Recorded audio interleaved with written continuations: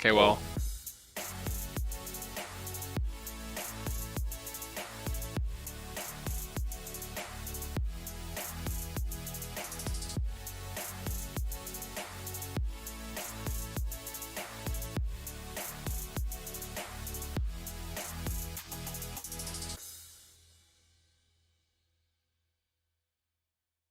Ladies and gentlemen, welcome. Good evening, good afternoon, good morning, wherever you have to be around the world to join us here on another EGL Season 2 broadcast.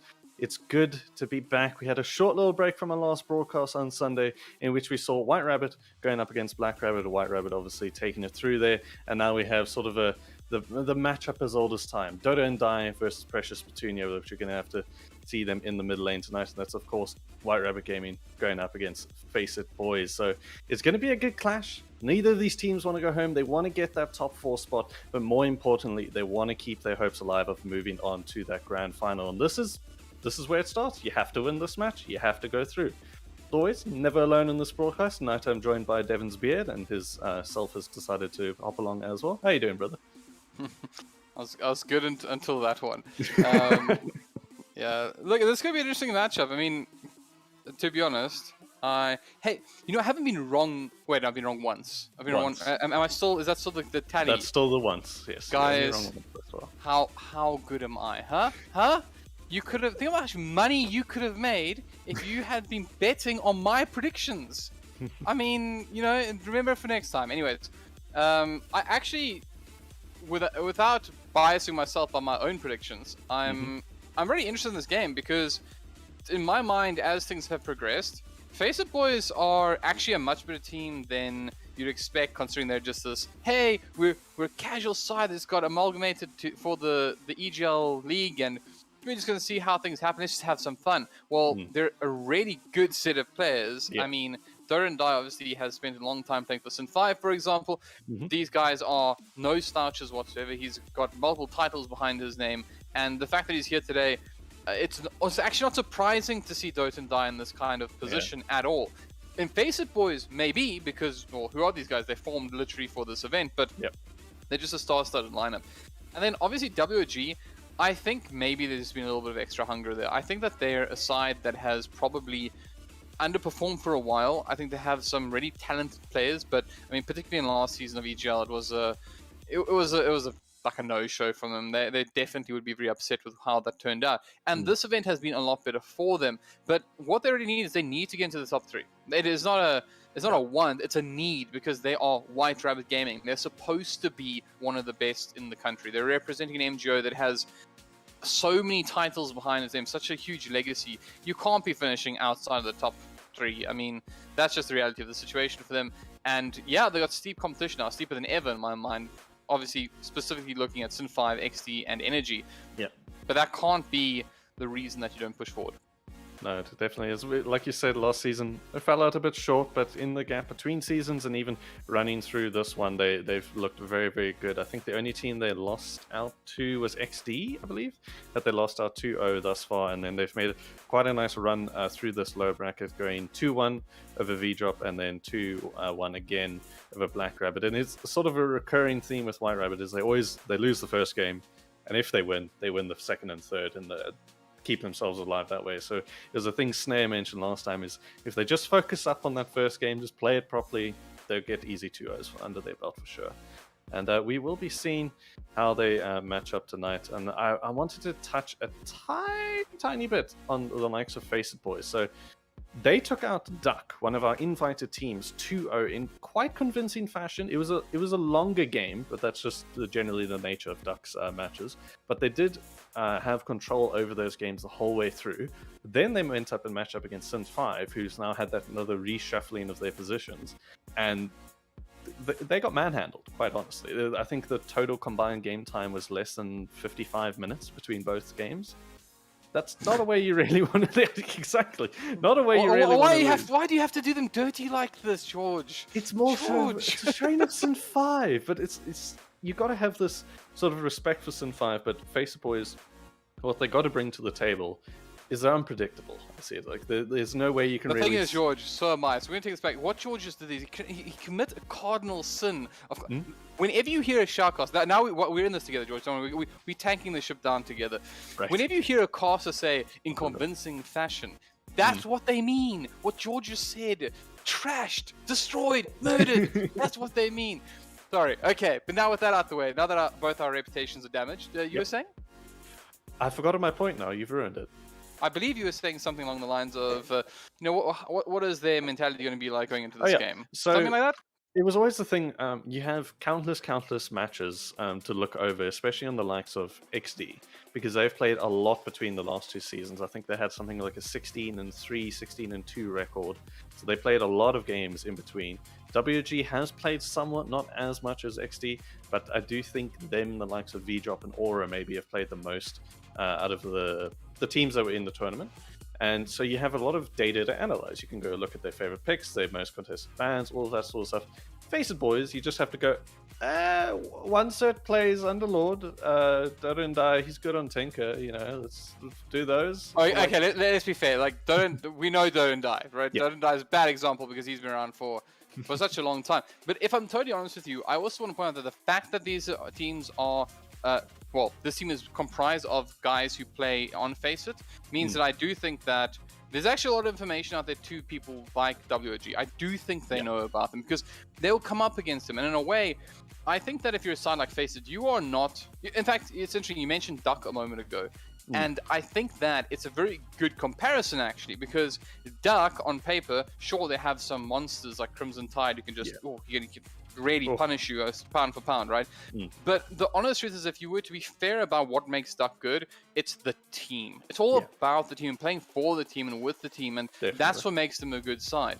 Something like a side like Faceit, they are the player. It is a bunch of players who are all very high skilled, coming together to apply what they do best together and trying to make it work, right?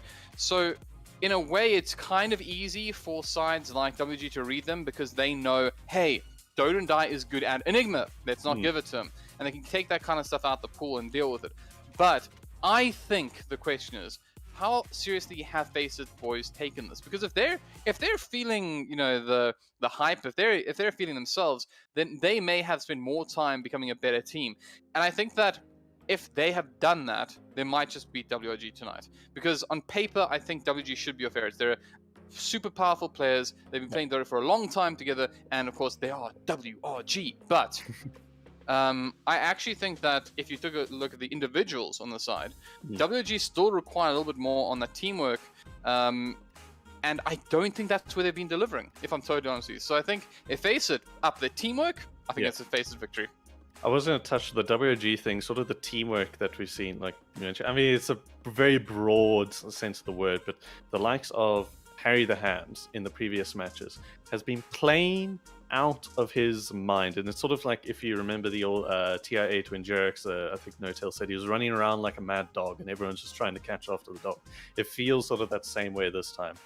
We had the pleasure of talking to him last season, I think. I can't remember exactly. I might be mixing up my tournaments, but yeah, maybe. He wants to play and he wants to get this and he wants to go very high. And the likes of his Rubik banned out all 3 games last series against Black Rabbit. So they clearly know they don't want to give this guy something that he's comfortable on. And he is here tonight, so we're going to see if we're going to get a Harry the Ham show at the end of the day. It's interesting that we're talking about heroes like Rubik so much because I've also seen some killer Rubiks in this tournament, right? And I think he's not the only one. Yeah, there's some high performance coming out of the supports, and I think that is a sign of the times. I think if you look at the meta and the speed at which those played, the games are a lot quicker, and that obviously means that just think about that for a moment, how you can unpack that. So if games not okay, let's throw back to the start of Dota 2. 60-minute games, very normal. That was like every other game. And what that meant was that the 10 minutes to maybe 15 minutes, maybe it was slightly more lenient in the laning stage and the kind of point where supports were really powerful in the game. That's a really small portion, all things considered. There's 45 minutes extra of the game that are unrelated to the supports being powerful. They're just enablers at that point. Yep. Dota starts shorting down, and you reach this point where it's maybe, say, 40 minutes, 45 minutes is the average game time that you're looking at. And of course, you say, well, it's still 10 to 15 is where supports really matter. That's a bigger percentage. But the irony is that as we've reached closer and closer towards the 30 mark, the support effort, what they're capable of doing, has actually expanded. You're actually seeing the supports being more meaningful, especially the forward position, who ends up feeling like a core for a very long time. In fact, we've seen Multipliers, a hero that has less net worth than, say, their 1 or 2, but specifically their 3 actually having great impact on the game. So I think it's great for support players to shine now in this version of Dota. And as you mentioned, people that are playing these kind of interesting heroes like Rubik, which obviously traditionally being run as support, they seem to be the kind of high impact, skillful support players that might just be a thing of the future. So TED Talk over. I think that you should definitely watch the support players and what they can do. But with that said, I mean, we are again talking about 2 lineups that include the likes of Dota and Die and RDK, who are most certainly not rocking the support roles, and well, they're kind of good. Now I've donned the name the RD King the past few times that we've had RDK on the scene, because he was always doing well, and we saw, I think it was, who did he play last night? I've completely blanked on this. It was the Tiny and the other guy. Anyway, but he was just playing again out of his mind, like Harry the Hams.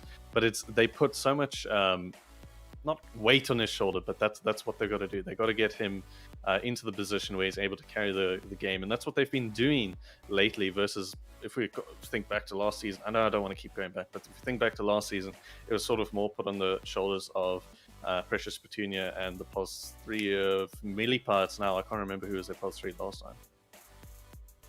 Can't remember, but it was sort of put onto their shoulders to sort of carry the game to that late point when then WG can take, or the likes of RDK can take over and win the game for them. And we saw that backdoor last season. This season, not many outstanding, like, oh my word, what the hell has happened plays, but it's been much cleaner Dota from WG here. Yeah, I think that, I mean, if we are going to make the comparison between WG from the last season and this one, I would say that the WG from the previous season looked tied.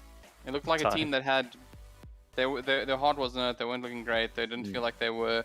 And honestly, I think the performance from last season has probably put a little bit of an extra bit of fire underneath them, trying to make them just, I would say, look for top 3. I don't actually, if I'm totally honest with you, I don't really believe that WG are a side that are trying to win this tournament. And that's probably something they're not going to like hearing. But I would say what they're trying to do is reestablish themselves as a team that matters in this tournament. And something slightly different. And it probably happens here tonight. If they can't get through Faceit, then I think they do lose a lot of their legacy. So there's more than just the outcome on the line. In fact, as much as I think that with an event like EGL going on, you know, there's an enormous amount on the line for winning the tournament. Yeah. But for WG, it's that plus, because if they lose here, it doesn't look too good. You know, if I go back to their Wikipedia page, actually, I just had a thought of this because I looked at it not long ago. But you have sort of this record of first, fourth, third, 6th, 12th, and I'm like, I mean, to be fair, different team, right? It was different team, yes. It was different team. But we're speaking about WG as a whole. If OG can swap out the entire roster, so can they? Well, I was going to back you up by saying, bear in mind that one of the teams that actually beat WRG would have been Goliath, which of course had RDK in it, right? So this is still a team that wants to win, you know, at the end of the day. But right now, I do think it's super important they just knuckle down, take our Faceit Boys here today, and set things right again, and then they can deal with the likes of, you know, XD, Since 5 Energy, and of course I missed one out. Which one did I miss out? XD, Since 5. No, I didn't. I got them all. Hey, look at me. But as we can Can't see, count to 3 though. The draft has gone very quickly. None of the teams using any reserve time. I could hear in the back while I was looking through stuff that their bans went very quickly there, so knowing exactly what they wanted to take out. Faceit Boys having first pick here, and obviously choosing the Radiant side, as W chose second pick. So we'll see how this pans out. The Disruptor Mars combo, how do you like this pairing at the moment? Well, I actually want to go back the other way.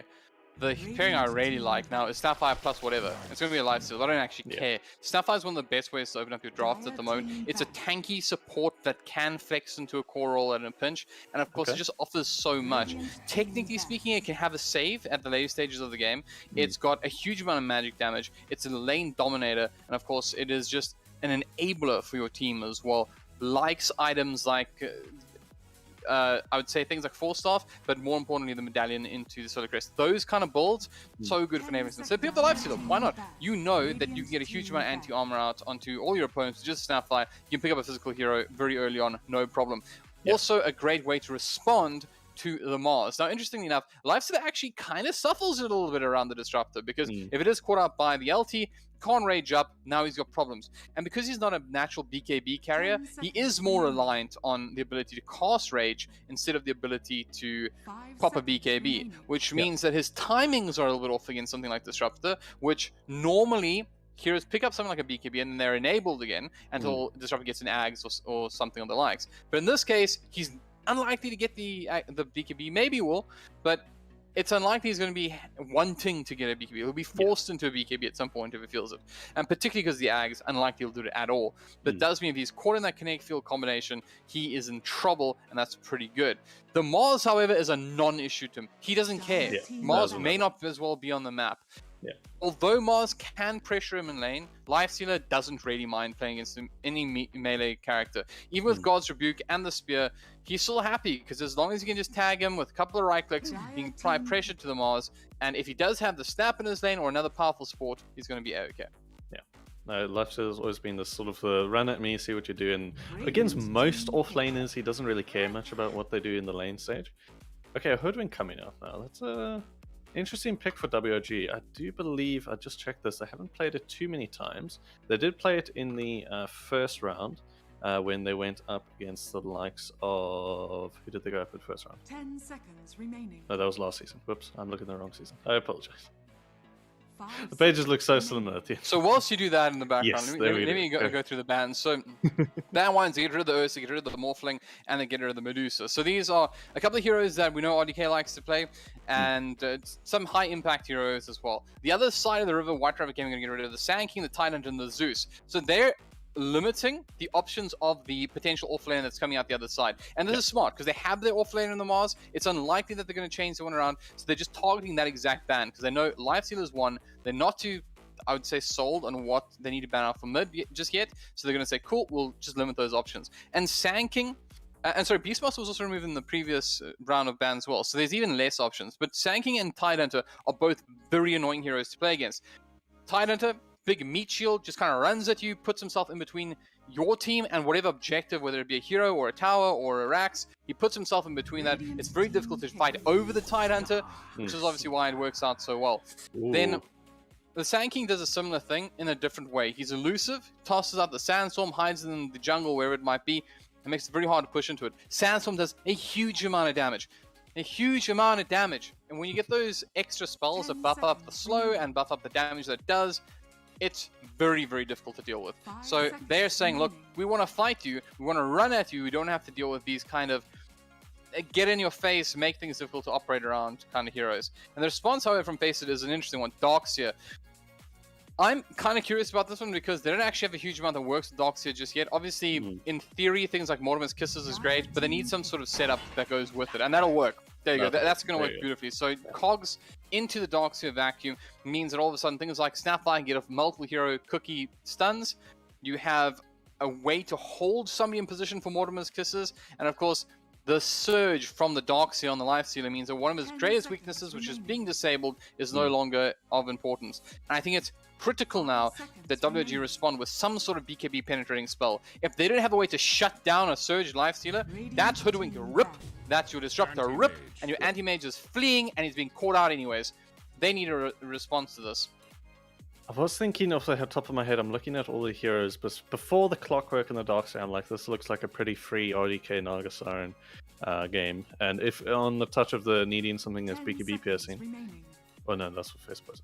Anyway, the Naga Ags at the moment is completely, absolutely broken. Both teams looking for their mid laners here. we'll see what they pick up. I see the SF ban, so that's obviously for the likes of Precious Petunia. Puck for Dota and Die is one of his favorites, actually. I believe in terms of his pick-to-ban ratio with him on free games, it is quite high. And the point I wanted to say before I completely forgot about it is White Rabbit like Snapfire, Disruptor, Hoodwink, and Rubik. Any of those four, they're going to have in every single game. You can't ban out all of them. And if you do, you're going to be put on a bad spot in the core side of things. So they got 2 of them here. I think they're going to have a good fight in this early game.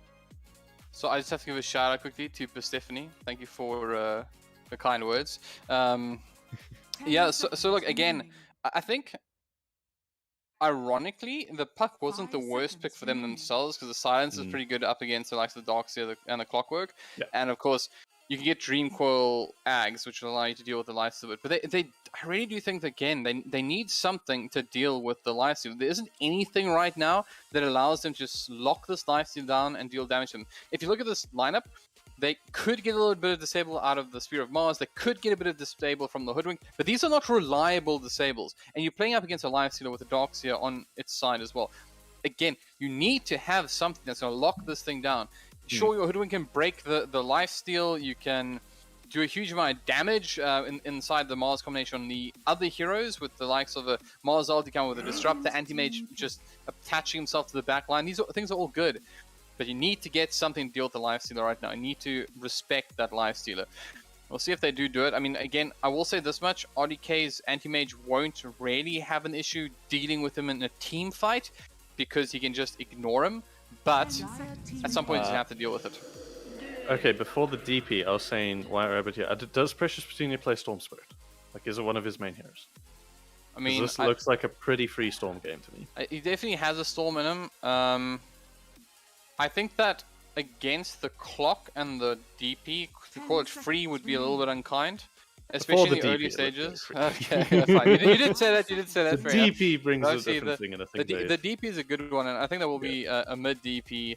I also recall Don't Die having quite a menacing DP as well, if I'm not mistaken. Yes. So yes, he does. That's going to be a good one.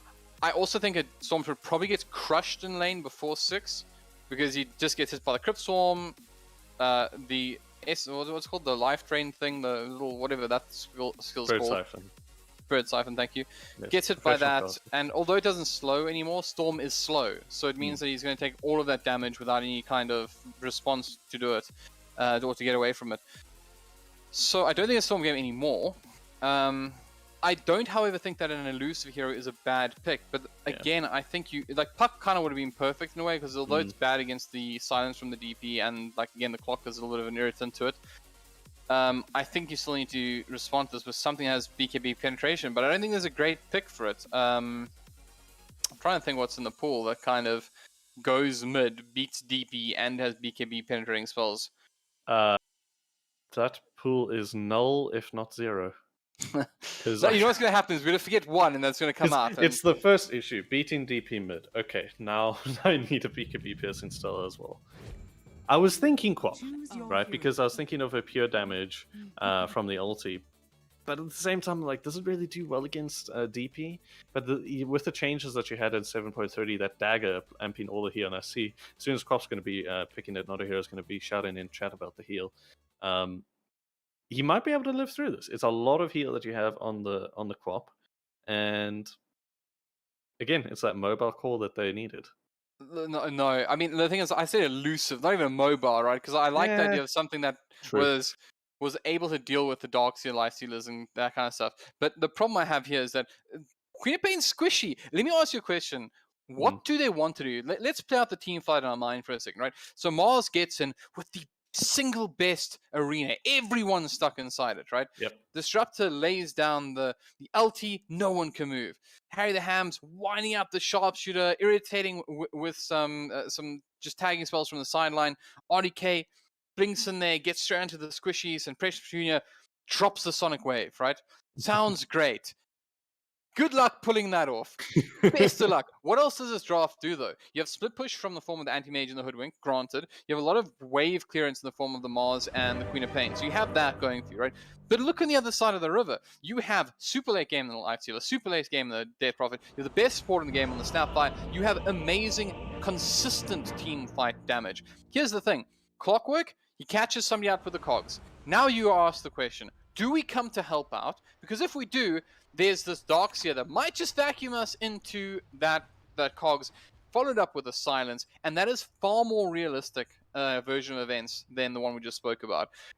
I think WG have been outdrafted here. I don't think they have an awful draft to per se, but it almost feels like they drafted against a different lineup.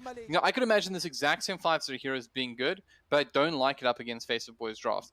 And it's now down to the fact, can they outplay their opponents?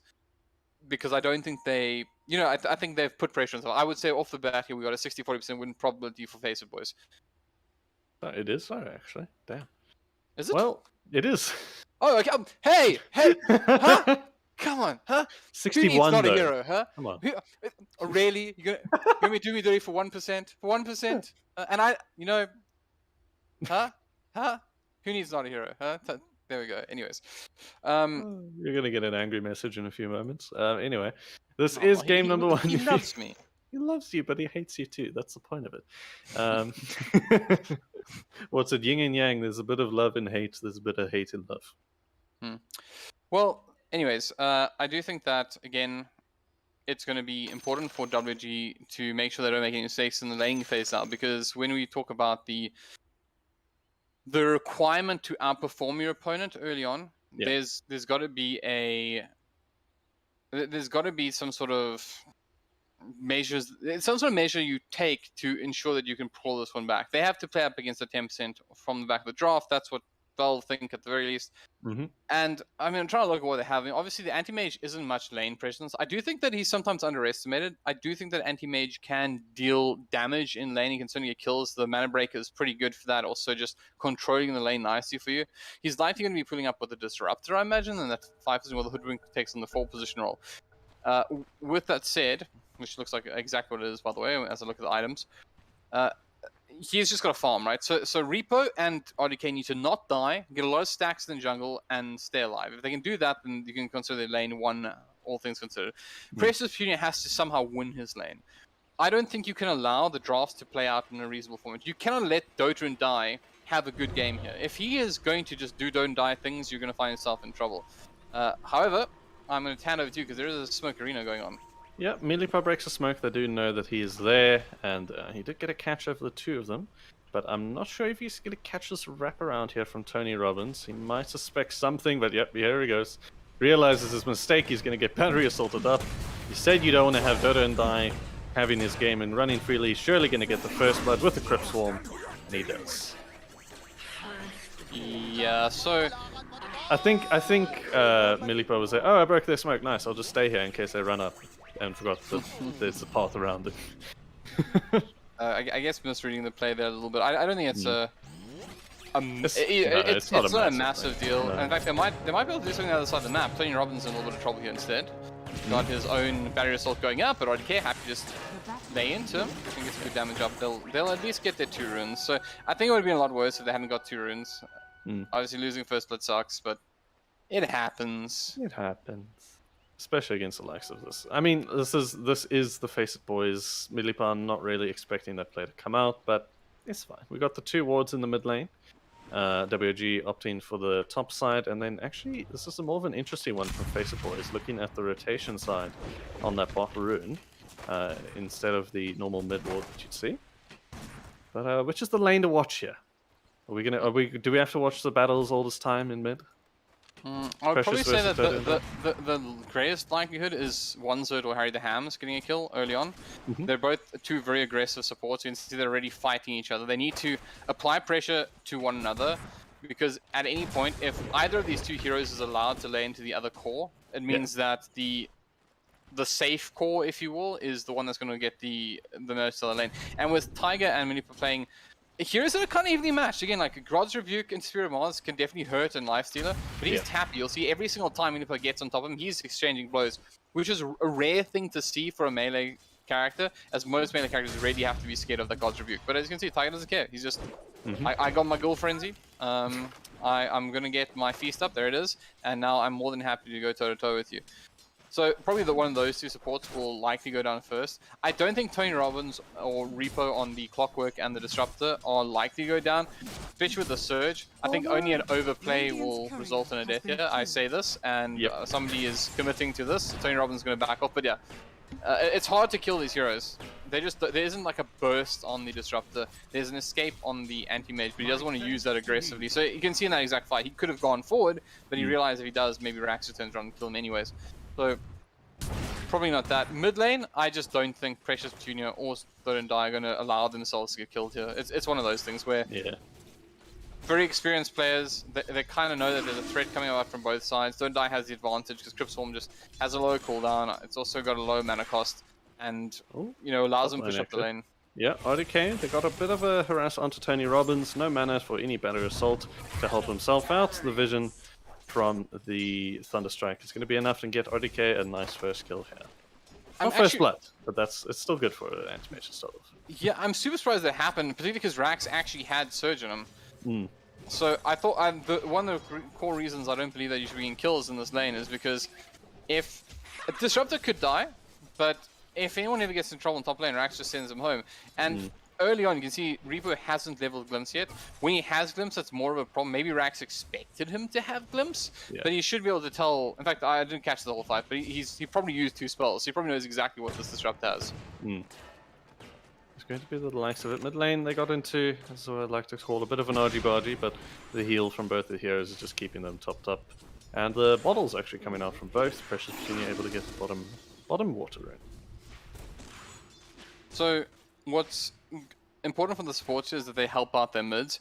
Don't Die has a obvious advantage in the lane, which is that he can push out the lane onto his opponent's side of the river whenever he likes, which just means he has great opportunity to make sure he gets as much farm as possible, loses out on as little XP as possible, and more importantly, he can push the lane back onto the other side of the river when he wants to go fight for ruins. So it's really important that for the benefit of Don't Die to crush Precious in lane, that his supports make sure that Precious doesn't just get to blink onto a rune and, you know, get one for free. So if, for example, you see the Clockwork walk down onto that rune, he'll be okay. He can tank up some damage. He can make sure that he's kept alive. But Don't Die actually being very respectful. He's gone for the far bounty rune. He picked up his own. He's going to get his own bottom, or I guess the bottom water rune, which will alleviate a little bit of pressure on Precious. You can see he was actually behind in last hits and experience, but that movement from Don't Die has actually allowed him to catch up. I think he just wants to keep the pressure on though. He was low on HP, he used his HP, those resources to stay ahead. Oh, top. Okay, Stephanie's going to turn off his screen any moment here. ODK gets another kill up at the top lane. Tony Robbins has that battery assault, but can't really do much in return. Might they chase for this kill? He's quite low, but I think ODK is just going to keep going on the farm. Maybe the next volley of spells from Reaper will be able to do it. You don't want this to happen. This shouldn't happen. You don't want it to happen. RDK is... There are win conditions for... Oh. No, not the courier too. Okay, okay, what shouldn't happen? Okay. RDK on an anti-mage doesn't get 2 kills in the early game, and your life stealer versus a Mars shouldn't go down either. I mean, he could, right? This was a lane I thought would be more aggressive. Like, as I mentioned, if one of the sports fall behind, it becomes very difficult for both of the cores. But I'm not gonna lie, this is a lot of things you don't want to happen just if you're Faceit Boys. WG are... They're a team you don't know. In fact, Tiger in the bottom lane, he got the cookie wrong, and that means he's likely going to go down. The God's Rebuke is there. Oh, that's awkward. They're not playing well. Let me be honest. I mean, they're not communicating very well. The fact that they allowed that to happen 1 to 5 early on in lanes that I don't think you should be losing. The one lane that is going well, I guess, is Don't Die's mid lane, but he's not stomping Precious Petunia. He's winning, but look at the denies. Up at the top lane, they were able to get onto one cert and kill him off. It was they did pull off the combo that you mentioned. Oh, sorry, not one cert. Rax and Tony Robbins. They were able to get off the combo of pulling the vacuum back into the cogs and getting that stun damage. But it wasn't enough, and they were able to turn it quite easily with the Thunderstrike. Well, the problem as well is that since you've lost those lanes that are... So in the top lane, the fact they've lost a couple of kills, and they're also behind on farm. If you take a look at the fact that Dark's is sitting on 24, Anti-Mage is up on 30. Robbins though, bottom. He showed up with the battery shot. Oh, the spear from Milipa, that was a very good... The cookie comes out though, Tiger's running very close. Pops the rage, so he's not going to get slowed up anymore, but this body block from Milipa is keeping them at bay. The cogs actually pushes Harry the Hams back. This is getting very close now. You have Bishop Jr. showed up for 5. The Sonic Wave gets on the 2. Kills off Tiger, and now OneSert's got to run for his life as Tony Robbins falls in the backside. And this is not looking good. OneSert. Who's ready for game 2, huh? Is this sort of the GG Easy go next? No. Oh, okay. But what about now? Yeah, okay, now it is. Now it is. Oh, no. Here's the thing, Rax has been on no mana the entire laning phase, and now ODK finally gets level 6, lays into him a bit, half HP, and you die. So Persephone has to turn off his second monitor as well now. How many monitors does he have? I have no idea. He said if Rax dies, well. yes, all that. No. I mean, it's good that they get the position. I think they care more about that. It's just a little bit unfortunate. They need everything right now. Jokes aside, I don't think they're out of the game just yet, but this is a problem. No. Look at RDK's aggression in the top lane. He's just bullying the Clockwork as well. They're going to bring in some support. They have the Disrupt coming as well. The Vacuum is there. They're going to get a double bounce. RDK's out of mana. This is actually good to be good. You're going to use the cookie to finish the job as well. So that is a very nice little play. Very clever use of the Vacuum into the cogs. Opting, instead of putting RDK back into the cogs, we can simply blink away, put him onto the sidelines, make him bounce off, lose all his mana, get a nice clever kill. So as we mentioned, skillful players and showing in that movement, but they're gonna have to do that a lot more because again, the momentum. I mean, think about this much. The game's already back to 52-48%, right? Yeah. In favor of Faceit Boys, but that's a 10% swing in under 10 minutes when there hasn't been any real big plays. It's just been consistent plays. Top lane, Rax in trouble. Right. Yeah, he pops the wall here, so he's going to get his own RDK illusion himself, but the Mana Void is going to be plenty and all that he really needs to take him down. RDK is taking some damage. Maybe they get the kill onto Reaper here. They might just with all of these illusions running around. They're both falling low, but I think instead going to just pop some damage onto RDK. Well. It's not a good look if I'm touched. The White Rabbits have came to play. Okay, RDK comes back in onto OneSert. No mana. He's got 2 1-charges. That's enough as a penny and a poke. And RDK is surely gonna, he's just gonna blink forward, get the kill. Actually, do get the kill onto OneSert. Reaper did. But now, Rax, from that aggressive blink forward, vacuums back and the tower was able to get the rest of the damage that they needed. RDK falling down twice now. Is this throwing away the lead that he had? Or is the amount that he's got is plenty? Okay, middle lane. Jeez, I can't even keep up. so I'd say that you definitely don't want your anti-mage dying. It's actually it's a weird concept, but top lane, Reaper in trouble. He's going to be finished by Rax as well. So a little bit of a life coming here from... I wanted to say Sin 5, just staring at Don't Die and his current Sin 5 tag, but Faceit Boys. He's I've already posted the traitor meme. Long gone. Although, actually, Anti-Mage is coming back up to the top lane here, so opting to fight it, because surely this tower is going to go drop down. Doesn't even have his Battle Fury completed yet. Does have power trades at least. It's not going the full rush. We'll see if Milipa gets scouted down here. He has that armlet, so that extra bit of damage you're going to have. The arena popping on, it hits onto 3. They get the vac, the wall, everything is there. But Rax and the Faceit Boys are surely going to pop down. The wall isn't going to be enough. The arena will claim the kills, and a good set of start here for WG.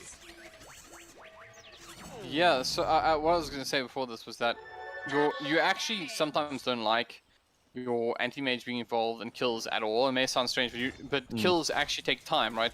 Yes. Especially with something like an anti-mage, just to run somebody down. When he's blinked twice, he's missed a creep wave, and it actually doesn't work out very well because he loses the resources and the time in the map just farming.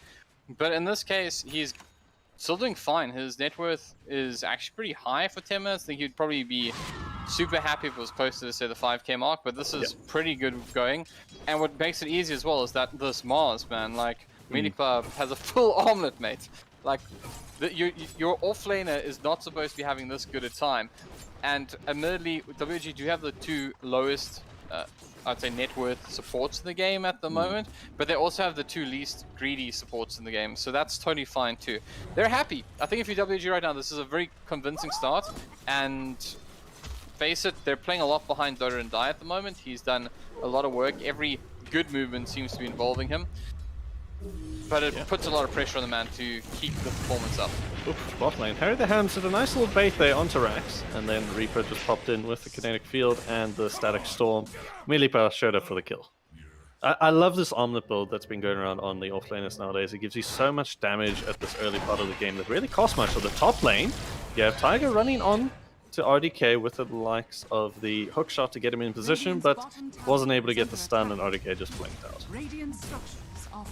Yeah, I'd say it's very ambitious.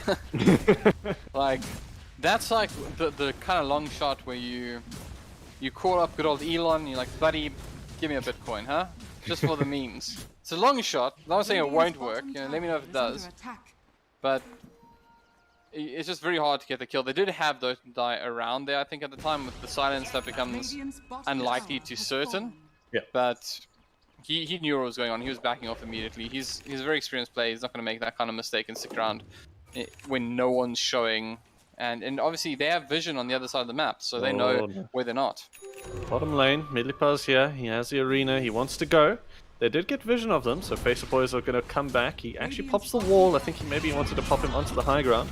Does get his own Milipa. He's going to actually pop the arena and probably just walk out of here. He does. And he... Oh, okay. What the hell? Mechanics. Yep. I did not... It's not at all! It's like, to be perfectly honest, he still goes down here, right? Milipa catches one still dead? Well as Yes, Dota and Die. And Mortimer? He's just sending a kiss. It's a very big kiss, but he's just kissing. Oh no. So, yeah, I think what was likely the case is that I doubt the clock, you know, Tony Robbins is unfamiliar with that mechanic. Yeah. He probably was trying to time it just between the clockwork. You okay there? Don't swallow me, please. Yeah, the arena going down, and the... Oh, it's not a good look here. Shot hitting onto him. Yeah, thanks. That stuff. Go. I'm gonna go take a nap. Yeah, I'll take it from here. We do have the Exorcism popped in the bottom lane. Rax is actually going to be brought back into the Static Storm, so he's going to be silenced up, can't pop any of his team fight. Does have it still on cooldown, so not much they can do. Tony Robbins pops the cogs a bit in an odd spot. Milipa doesn't have the arena, but he's operating a lot of damage with that armlet. That was a weird angle for a spear to actually hit. And Precious has showed up to the area now. He does have the Sonic Wave. Harry the Hand is going to get onto them. They don't exactly get the timing, or he's moved out the way. He's not going to miss the President, but it does miss at the end of the day. Precious getting stunned up. The back is actually going to kill him off. Simmons to fire. Well, right, not so far. Sorry, Dota and Die. Walking forward. Tony Robbins, they don't even know he's there. Sneaky monkey. Although he's a sneaky robot. Sneaky robot? Yeah, he's a sneaky robot. He's a transformer or something, right? Oh, okay.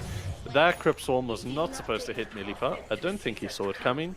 And it was as much a surprise as that fight was.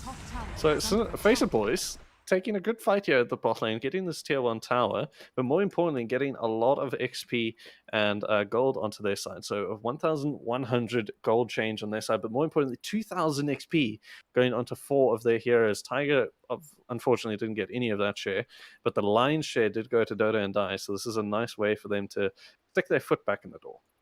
Yeah, that was a very big fight for them, and it's weird because well, as it was going down, I was like, wow, WG played so well there, but they're all dying, right? But it was just these really cute mechanics. So the first thing that happens is the Queen of Pain uses the Sonic Wave to push out the clockwork from the cogs. And why this is important is it allows the sharpshooter to be channeled by the hoodwink. So Harry the Hams gets an opportunity to unleash on this full thing.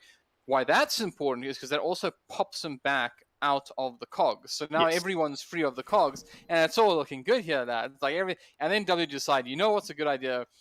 Let's go back in. We're playing so well. Surely this is ours. And people dying to Crypt Swarms, which are just like, you know, why are you even taking that damage? There was a lot weird about that fight as well. I mean, they actually went and they picked the fight into Exorcism. I mean, I remember you mentioning there was like a Sphere of Mars that came out. Ooh, top lane. Harry- Actually, yeah, Harry Harry asked in bot Tony lane. not to hurt him, but you do have that urn, and the ultis actually come out and gets the break onto him. He's going to drop low, TP's the base, so he doesn't die from that urn. Don't think it would have been enough at the end of the day. And meanwhile, RDK is on vacation. Farming up, or is it a vacation if you're farming? Does it count as work? If you love your work, you never work a day in your life, though. Let me put it this way. I think that I truly believe that the player with the most last hits in South African Dota is RDK. Yeah, that's probably true. I mean, this man is not shy of, plowing the land and just. Have you ever played a game so much that it doesn't even have to be a game? Just have you ever done something through a day so obsessively that you go to sleep and you dream about it? And you can almost see it when you close your eyes, and you can predict the fact that you're going to be thinking about this the whole night. I imagine that's what RDK's last 10 to 15 years have been like. Just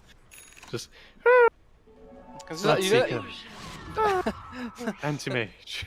No, just that. Or is it just Naga song sirens? No, It's it's the creep. It's that plus 37 that just appeared on the screen by him. Like you just keep seeing it. But the bot lane. Big fight coming up, Millipar pops the arena and actually is going to get kill onto the likes of Rax, and Precious just barely blasts out, and they actually get the deny onto one set.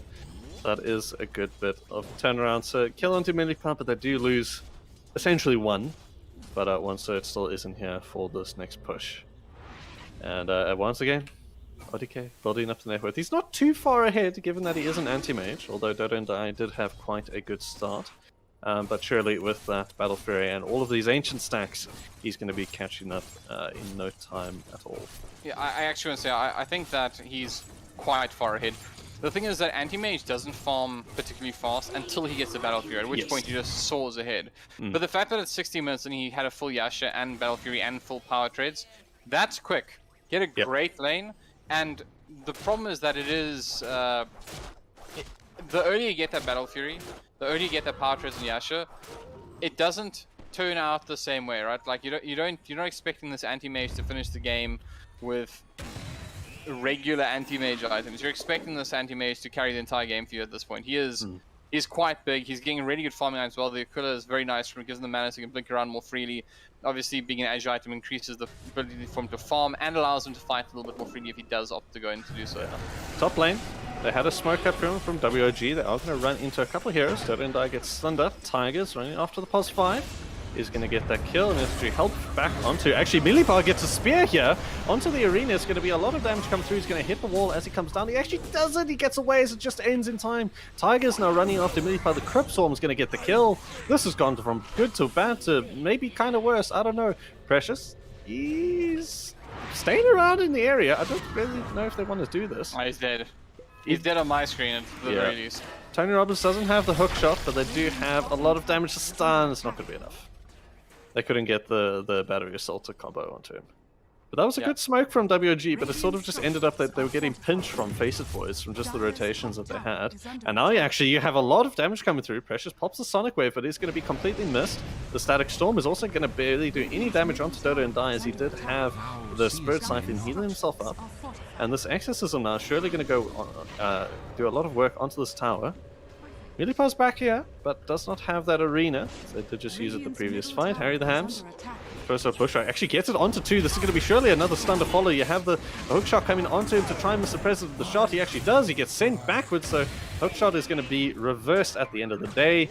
One cert goes down to the likes of Millipar, and Tony Robbins follows in his footsteps. Don't look at me. So would you believe me if I told you that that entire fight was won by RDK, who wasn't there? Yep. It was. so pings are going out like crazy because RDK was just casually doing RDK things. He was right-clicking the mid tower. So pings came out like crazy. Don't Die immediately left, and that meant that the fight in that lane was 4-on-4. But if you think about it, RDK, he's just a farming. He is like a. You know those Lycan Wolves that you spawn? Like that is what RDK is right now to his team. He's like those Lycan Wolves, just gonna push out lanes. Has no interest in contesting these team fights. But Don't Die is the exact opposite. He is the team fight. Yes. So when you make the exchange where Don't Die is no longer around, you all of a sudden are... You're so far ahead. And look at the net worth as well. The two cores that separate, or rather that are beneath Third and Die, they're both ahead of the two cores on the other side of the river. So the fact that they were able to send home the biggest net value hero for Faceit Boys and keep two of their high net worth heroes in that fight meant that it was always going to be theirs. Bottom lane, however, RDK, he's blinked forward, and that could backfire. They don't want him though. They were here. He was here with Precious not long ago. Surely they're not going to have a stun coming onto him, but there is 3 here. Cryptstorm's going to be there to maybe force him back. The hook shot from Tony Robbins. He did look for it, but not going to get the angle, though they want to keep this mid tower alive. The arena isn't going to hit onto Dota and Die. He was just on the periphery, and lets him know with a little bit of a tip. So they do keep this mid tower alive. Good TP there from Dota and Die. Or was it a bad arena? Which one? Take a pick. You know, whichever you like, but I think more concerning for WG is the fact that RDK can do what he just did. They had 4 heroes stationed around him, and they checked his item and like, oh, he has a Manta. Oh, we don't have answers, because they're totally reliant on silence for the most part. The fact that he has a Manta up means that they can't really kill RDK if. I'm actually trying to figure this out, because even if they get like the clockwork ulti off, they need the cookie to land immediately after, otherwise he doesn't die. Yeah. He just vantas off and gets out of there. It's going to be quite tough indeed. I don't know, maybe if we do have a Desolator coming up first from the likes of Tiger, and then he's going to opt to go into the Basher. This is according at least to his build. They do actually get Vision of Precious Petunia. The hook shot's going to come in. They get the silence onto him as well. He does not have a Manta, and that's going to be a kill. And Dota and Die said split push. Surely what Precious was trying to do there. Okay, Dota and Die is just on tower defense. Yeah. He's TPing over everywhere that ODK and Precious are showing up here. So, making space, but he's making space for himself. So ODK is perfectly fine with this. Quite high on the net worth. As he did say, one cert, he's going to surely feel what an anti-mage is like. Not just yet, but McCabe keeps him alive. Quite aggressive here. Actually, Tiger, oh no, he gets actually rages off the send back, so they're not going to have the chance. You are going to have the damage come through. ODK pops onto one cert, fakes the Mana Void for a moment. He gets vacuumed up. He's going to just blink out now. No hook shots and no solid stun to hero. I mean, gets the Mars spear back, but this is fine. WG in a fight with this. They're out. They got their mid tower, and they're back in. All they lose is their disruptor. Do you think losing the disruptor kind of sucks them? Because they potentially... He's back in 8 seconds. He's a +5. He has like a 2-second cooldown. Well, the point I was really going to make is that they're trying to keep out all their lanes just pushed out. So as you can see, RDK is pushing out top lane. You can look at the bottom lane. You can see Prestige doing the same thing. But you kind of want to have those bodies between your cores when they're doing this. It just makes you that much safer. For RDK, he feels very comfortable because of the man style again. But it's not the same for Precious Petunia's Queen of Pain. He wants a body between it. So when you do lose a support in this situation, it does actually mean a little bit more because you want to use him as, well, the thing that dies that isn't your core, right? And I think for Faceit Boys, you can see the aggression they're currently playing with. They're looking for more kills. They're trying to close the map, shut it down. And I honestly just totally love the way that both teams are playing because for the most part, Faceit Boys are absorbing the pressure around the map. They are doing a good job of making sure that they're still the ones getting the key objectives. But WG, look at RDK's position right now. He's pushed out top lane. He moves in mid to cut the creep wave. Still back on farming duty. Even though they lose their tier 2, there's nothing more that Faceit Boys can get out of it. But they've already done a good job. 2 teams playing some beautiful Dota. Enjoy it. Over the Hams, he's going to go quite deep here onto Tiger. Actually, Tiger's quite low. He has that armlet and the Aegis, so he's going to be quite fine. The Sonic Wave comes off the sideline. Didn't get much, but Milipa, he gets a lot. He gets onto Tony Robbins, kills off the Clockwork. Courier nearly dying as well. ODK is surely going to make it go down. It does.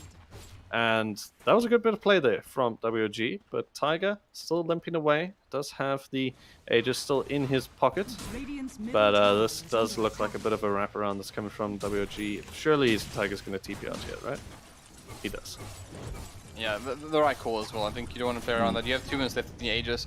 You still want to try use a mid lane getting bullied here once on a code. Able to destroy him. Yes, little shredder. Huh? How do you like it?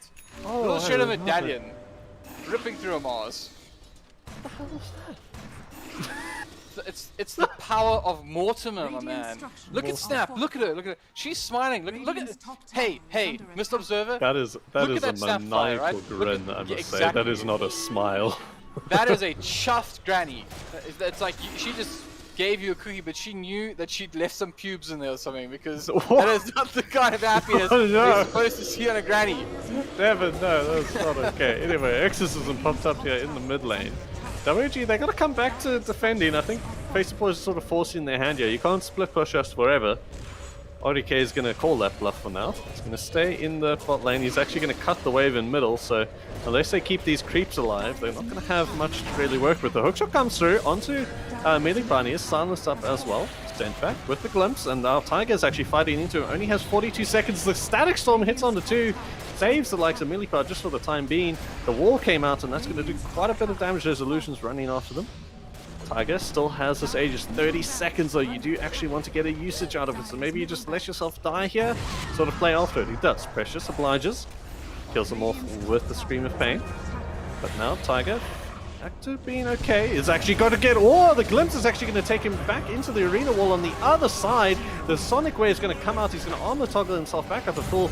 Dota and Die is here. He's got the BKB and the Spirit Siphon to heal himself up. Tiger's going to heal up while he's inside of him. And Tony Robbins is going to be the sacrificial lamb so that the rest of Faceit Boys can retreat. And ODK is still here.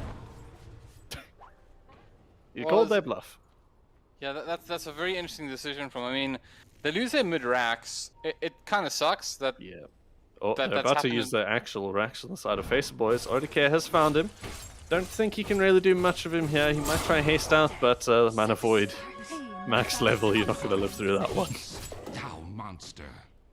You know, this game actually couldn't be much closer. If you look at the timings that have to happen, FaZe do need to win this game now. They can't allow this game to go super late, because it's not so much their lifesteal isn't doing well. It's just look at RDK. I said it a moment like earlier on that don't expect this to be a regular item anti-mage. This anti-mage is way above Westwood. He's an 18k net worth at the moment.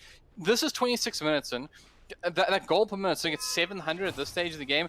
When you're under pressure, that's not normal. It's just a testament to how well his lane went and how well he can drive this hero around the map. But hold on. Looks like there's a little bit of a tussle lining itself up to the mid lane. It's just a bit of an argy-bargy.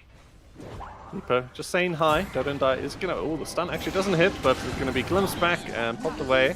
Tony Robbins can't really chase after him here. This is a speedy dinosaur. And he's gonna be okay. Actually, the Mortimer kisses briefly gives vision, but it wasn't able to hit. And the kisses to say goodbye once again. This is when you remember this as the day that you almost caught Reaper. But, okay, that's a meme.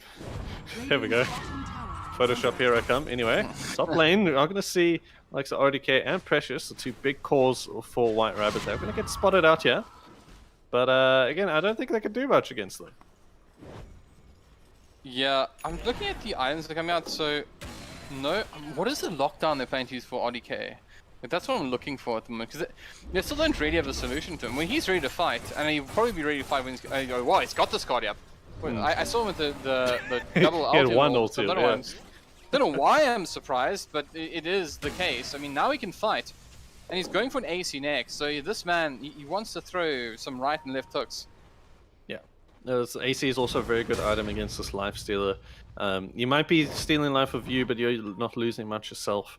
And it's going to be a-okay. Actually, I'm curious, the interaction between the Feast and armor. Does it just goes pure damage then, I guess? Actually, RDK, meanwhile, he's going to get...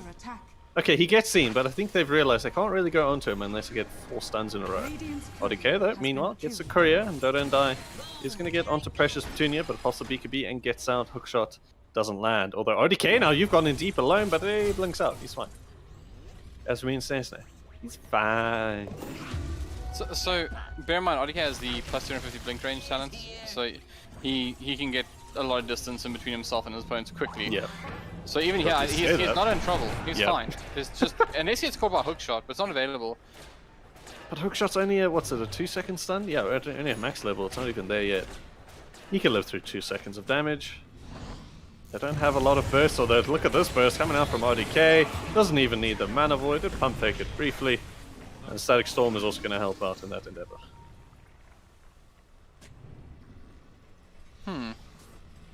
I think this. Oh, Actually, Tony here, he gets a hook shot onto the likes of Harry the Hand's going to get sent back immediately from the likes of Repo. You have the arena pop, but the BKBs are popped as well.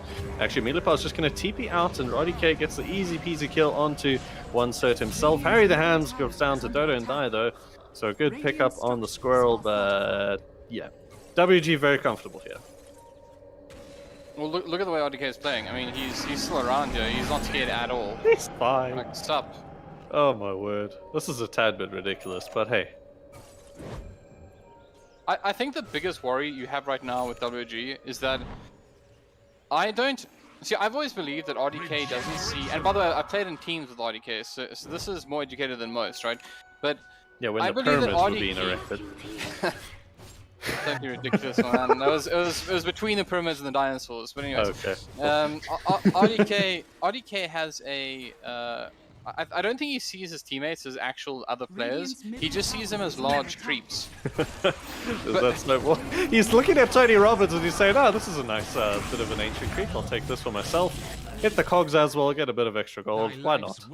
And yeah, he's gonna kill. Okay, this is not okay. RDK, you gotta stop.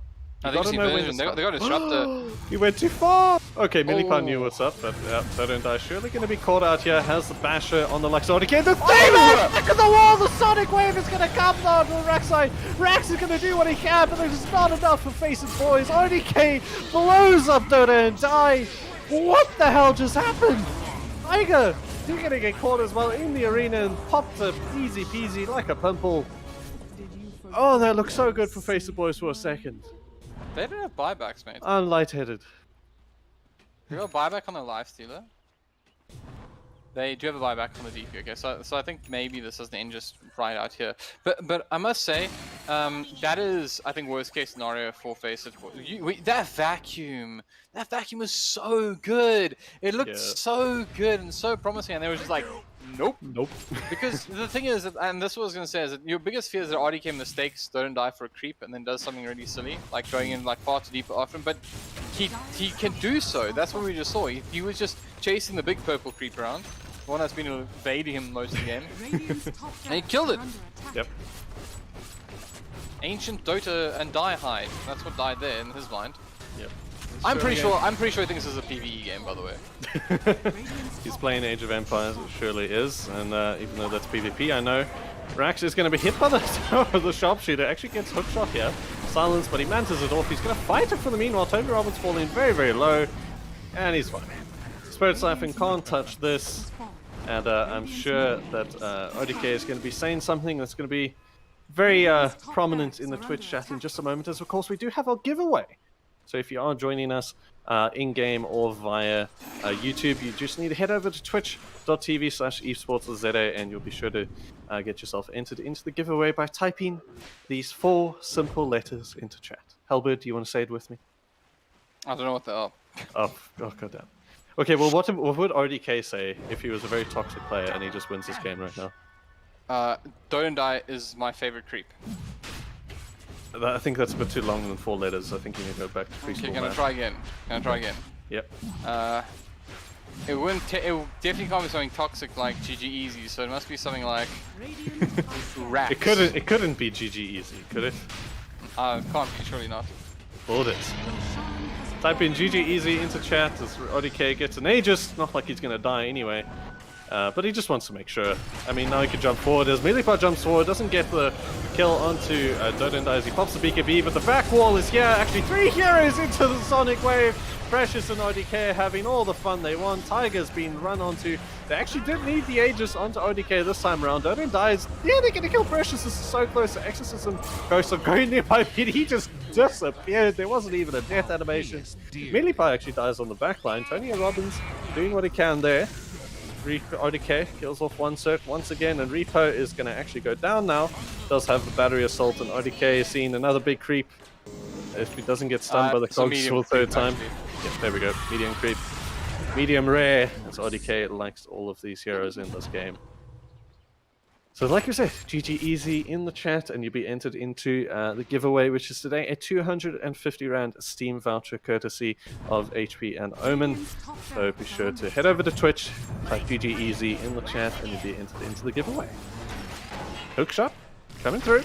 Tony Robbins is got a tiger in his backpack, but RDK doesn't care. He does not care. Okay, this is quite a bit of stuns coming up, but he just mantles off and he's going to fight this. He's got to be sure that he has mana for... Actually, it doesn't have mana for Blink.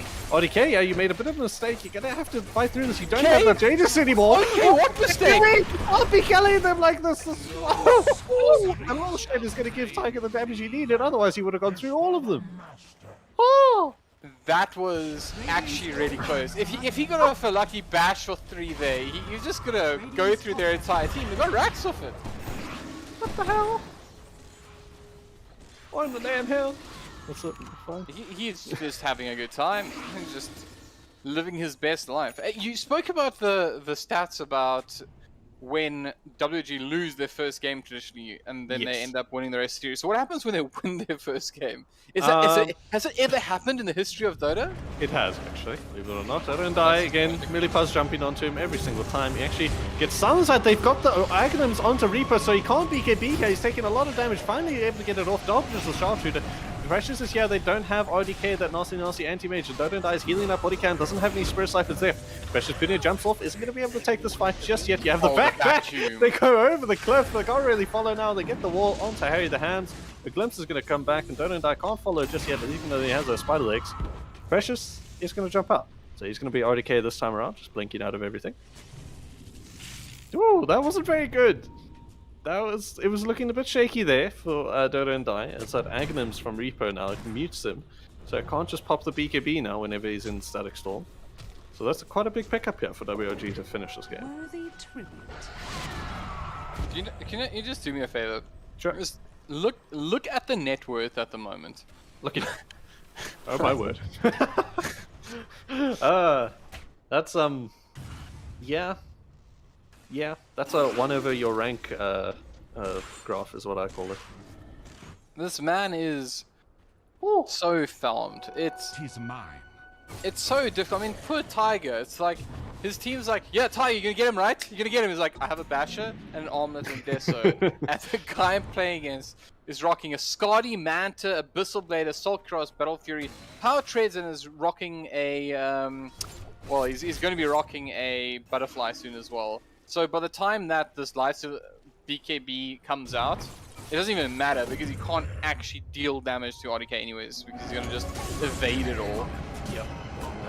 Don't Die's caught out. This is bad, but there's an awful ulti from Precious Petunia. Don't Die, did he turn this? Does he have support coming in? He does. He's still happy to fight it. He's gonna be able to pop the X's. RDK, where are you? He's all the way in the bottom lane. He can't get this fight. This is huge for Faceit. They need to take this fight, but they can't get up the high ground. Harry the Hams, he's keeping that ledge nice and safe, and in the end they can't punish WG for their movements here. And of course, that means that RDK is in the best space in the map, forcing pressure in the one lane where Rax don't stand. Oh, okay.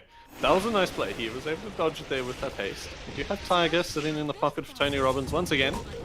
Story is all this time in this game. The hook shot doesn't come through, doesn't even connect onto Roshan. And yeah, okay, Tiger's finally going to get onto them. You do have the Advanced Spear that comes onto Dota and Die. He's going to be okay now, but the sharpshooter's going to be there. He actually dodges it with the Yule. Precious Petunia is here, pops the BKB, so he's not going to get silenced. The Sonic Wave barely clips onto RDK. Oh, sorry, Precious Petunia. And he's going to fall down regardless. Tony Robbins is here, he's just being beat on. And Tiger, I mean, look at this. He's trying to hit into the pulse 3. He has the BKB popped himself. He said it wasn't going to get it, but I think... Was this sort of the right item? I've just noticed this, that he has a BKB now. Right by your face, RDK! He was waiting for them at home, and this has not worked out at all. They're controlling him! RDK's doing it out for free! No! Oh.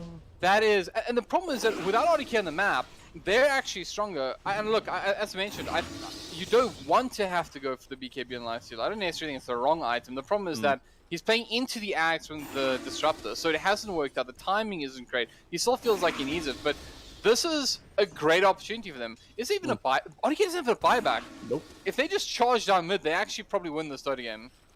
I don't know if they know that though, because RDK is so rich. Like, you'd expect him to have that 700 gold that he's currently missing.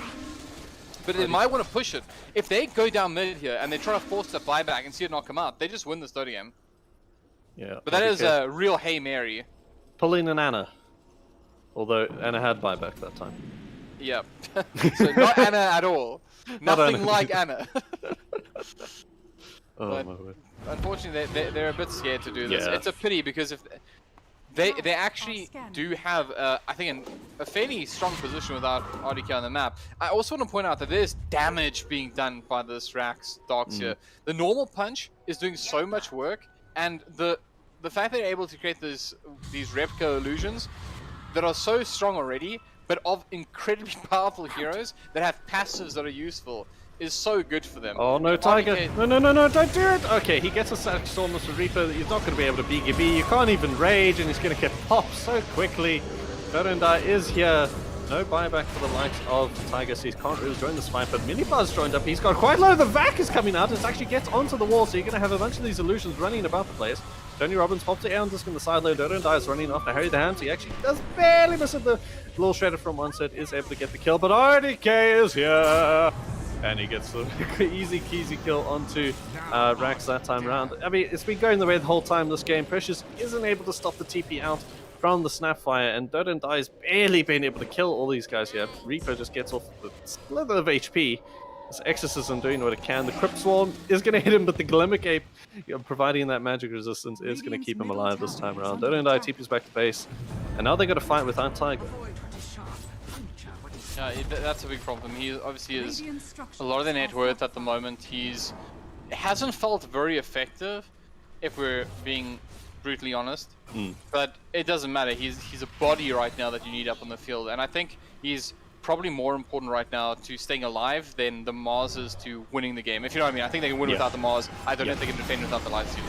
That's true. ODK here, you're going to have the normal punch coming onto him, so their own anti-mage is actually losing his own mana, and that's a tanky illusion, so he's just going to blink out of it for now. Oh, really? Okay, they're going to keep following him there. They actually get the hookshot onto Reaper, so no more of that Agnum Sack Storm coming out. Dota is here, doesn't have the Exorcism, does have the Crypt Storm and the Spirit Siphon. Precious is jumping forward, the Sonic Wave doesn't hit, but he pops the BKB. He's going to TP out, actually. ODK man, he's taking this fight. Precious stops the TP, he's going to stay in the fight. Dota has the BKB, doesn't have the Exorcism. Don't know if they can really get much here. They actually get 2 wall vacuums onto Harry the Hand, and RDK is going to be okay. The stun didn't hit, but you're going to have the bash from the anti-mage illusion, actually. I didn't even know they could bash. But look at the base. All of these I think creeps that was the cookie, by the way, that made him bash. But yeah, I think it was something. I don't think he bashed, but the scary thing about that again is that like the execution is just not good. That ultimate miss, you heard my very manly gasp. Yeah. I was like, I know this fight's going pear-shaped the moment that misses, because Precious has really committed very deep for that. It was a beautiful bit of work keeping that hero alive. He was 4-staffed back in the cookie animation as well, so he just flew off the screen. Precious goes in trying to finish the job, realizes he has to commit the Sonic Wave, but he gets tagged by a battery assault whilst he's doing it. So instead, he misses, but he doesn't course correct, he just holds the line, goes wide, and at that point, there's a lifeline given for WOG. And admittedly, we're seeing how important those replica illusions actually are. I'm reading the Darkseer build. I know that somebody who plays a lot of... Oh, don't do it. I'm watching it right now. War of Replica cooldown. No! Okay, so I was going to say, as I was speaking about this, that I know that not a hero will tell you, and rightly so, that if you're playing a Darkseer, just think about your uptime is, and your uptime of Iron Shell is almost always on, right? It's very rare that you won't have Iron Shell available to you. So you're obviously getting a lot more value out of this all the time. But the thing that's keeping him in the game at the moment is the replica illusions of RDK. So you want that ulti up all the time, because if you can have it up in every fight, 60 seconds on its ulti, that's every team fight that matters. 100 seconds, there's a window. So I do think that maybe they should have looked for that. Now, and you can see he's going for the refresh. I was going to say, so I hope he goes for the refresh to compensate, but imagine how devastating would be 60 seconds with both. Mid lane, however, they're going to catch RDK. Can they hold him down? The normal punch is just bouncing around. In comes the LT from the Mars. Minipa trying to help out. RDK and Co are backing off though. Tiger wants to touch. He wants to touch, but he's not going to be able to do so because he's going to be zoned off in the end. And they commit quite a fair amount to that to keep that anti-mage alive, but they did also use the Clockwork ulti and Mortimer's Kisses from the other side of the map. So a fair exchange in the end. I think a bit of an advantage to Faceit, as the Mars Arena does take has a longer cooldown, but Looks like Roshan's going to be the hot topic for now. Spider legs versus spider legs there. Repo getting out to the range to Dota and die. Both teams know Roche is up. So surely this is going to be the next scene of the fight. So Precious showing up in the area. They actually get the hookshot onto Repo. This is really the guy that they got to keep in the game because RDK is at a disconnect. Okay, I want to touch. This is the twice now we've seen RDK going onto Reaper here, and I do really think they have to kill off this Disruptor because of his axe, because of that mute. There's no real save once you're in that static storm, and when they layer everything on top of it, like you said, it was a bit iffy in theory, but once they actually do it, it is very, very devastating for the likes of Faceit Boys. So we saw it there the last time at that bot fight. They were able to kill off Reaper at the start, and he just didn't have that ulti to work with for the fight. So they got to do it again here, but no one's really close by. Rax is somewhat there, does have the blink available, but the likes of Tiger is quite far back in the Roche pit. So the action's going to pick up again. Let's see how this plays out. And it's Oh nothing. no. Oh no. No. Oh Okay. no. Tony Robbins. Yeah, I take it back. Clockwork has no idea how... Oh, mid lane! No, don't die! You can't die like this! You can't die like this! ODK's jumped onto him solo, so you're going to be the only one here. He does manage finally to blink out. That is so close. Nearly didn't have enough mana for it. Has actually bought out for that butterfly, so doesn't have buyback here. Reaper is going to keep seen with that, the rocket flare. So Tony Robbins going to be forced up to the high ground. Please safe, but Precious is here. He's Sonic Waves onto 3 of them. The Shivas is coming out. The damage. Millipar there. They kept the catch onto Tony Robbins. And the likes of OneCert. The send back from Reaper, securing them the kill. Rax is here. They do have another vac, but isn't going to be able to do something with Tiger in the vicinity of the bot lane. ODK is just going for the megas once again. He's backing off though, so they're gonna be a little bit more careful about this. But Roshan is still exposed. Honestly, Megas is great and all, but I do think they can defend against it quite handily. And there's some timings here that are also important. So you can see that Dota and Die is still doing a lot of damage, like a lot of damage, right? And at level 25, he's going to get probably the plus 80 exorcism spirits, which I imagine he's going to go for, just because he's getting so much value out of it. The spirits siphon recharge is also very good, but I think he's just really devastating right now with ulti. I'd like to see him just get that extra punch going from it. There's also, I think it's the life steal is also nearly 25 as well. So he's going to get the 1.5 rage duration, and I think that's the way to go. You can see he's already committing hard into that magic evasion. Words, yes. You do have Millipar pops the arena up onto Dota and Die. You're going to be Dota and dying! That is for sure. Rax had the wall, the vacuum, but wasn't able to save his core. Does have the buyback though, and he does pop it to sort of hold back on the mid lane. Tony Robbins hit a creep wave, trying to get back to that bot, but they do keep it alive. That's the Fortify use now, and WG straight into the pit. What's interesting is RDA is not around there, so I don't think that... I mean, it's weird because we could drop the Battle Fury and still hold it quite effectively. Yeah. Don't die, it's just... He's ambitious! He's ambitious going after RDK there, but I mean, that man's almost level 30, it's crazy. But they can't take Roshan without him, so they have finally brought him in. I do think it's pretty wise. He drops the Battle Fury, takes it, because he is so important to the team fight. And although that Precious, Petunia, and Millipar are certainly effective right now, I'll hold that thought, George. Take it away. Repo, you're going to get caught out here. We do want to keep him alive. OneCert has been seen though, and he's going to be caught out here. The sendback is going to put him into the danger zone, and this is not Top Gun, so he's surely going to die. Although they do die in Top Gun. Spoilers. Sorry, it's an old movie. You should have watched it already. I'll say old. God, I'm probably made some people very insulted. Which Top Gun are we talking about here? The Top Gun, not the new one. I haven't seen it. That's spoilers.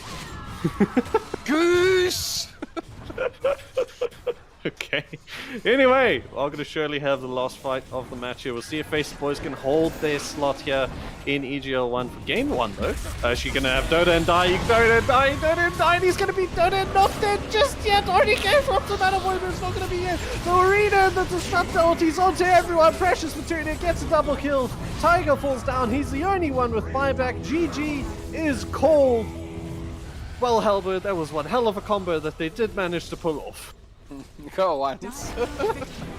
Happened once, you tie again, it's still one once and it wanted. I'm flipping my table. I don't even care. Honestly, it was the laying phase, right? Is that if Faceit Boys don't get rolled over in the laning stage like they did, the only player that really held his own in the laning stage was, of course, Dota and Die in the mid lane. The rest all suffered throughout the laning stage.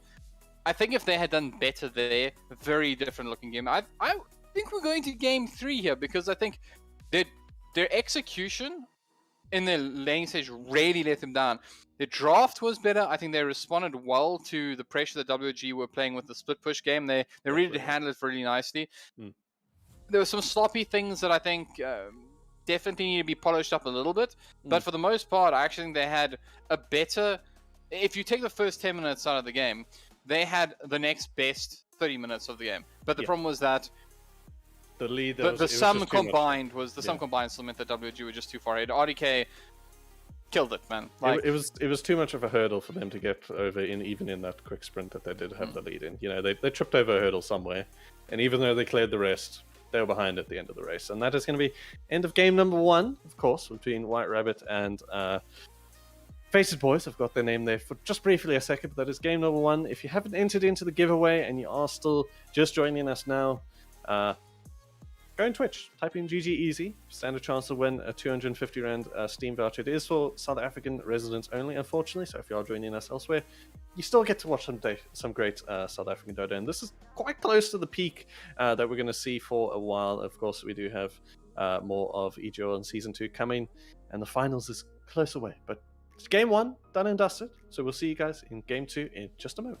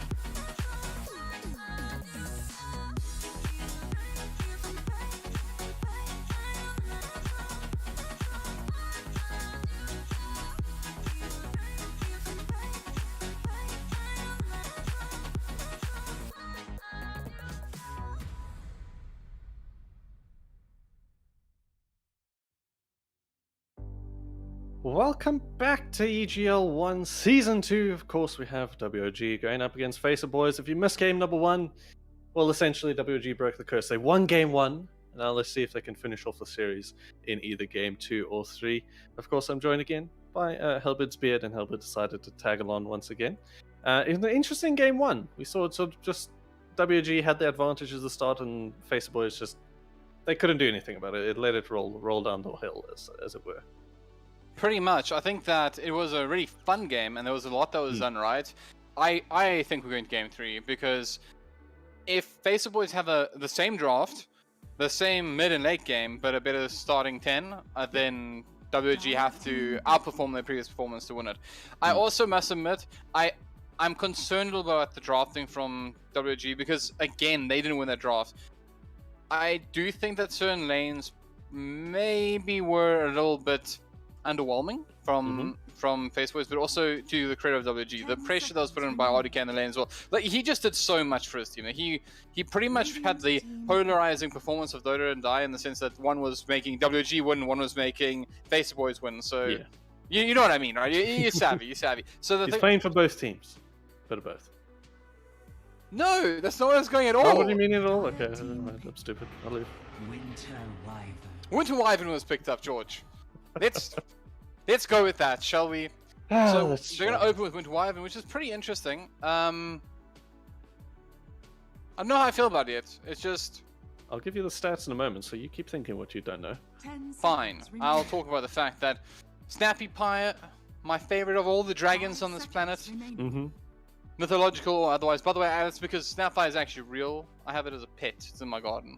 You can come pet it sometime, but it does eat 1 out of 3 visitors. So just, you know, you have to. You don't return. Not my fault. Exactly. You know, you can pet it, but you know, if you're not alive to tell the story, you know, that's on you. There you go.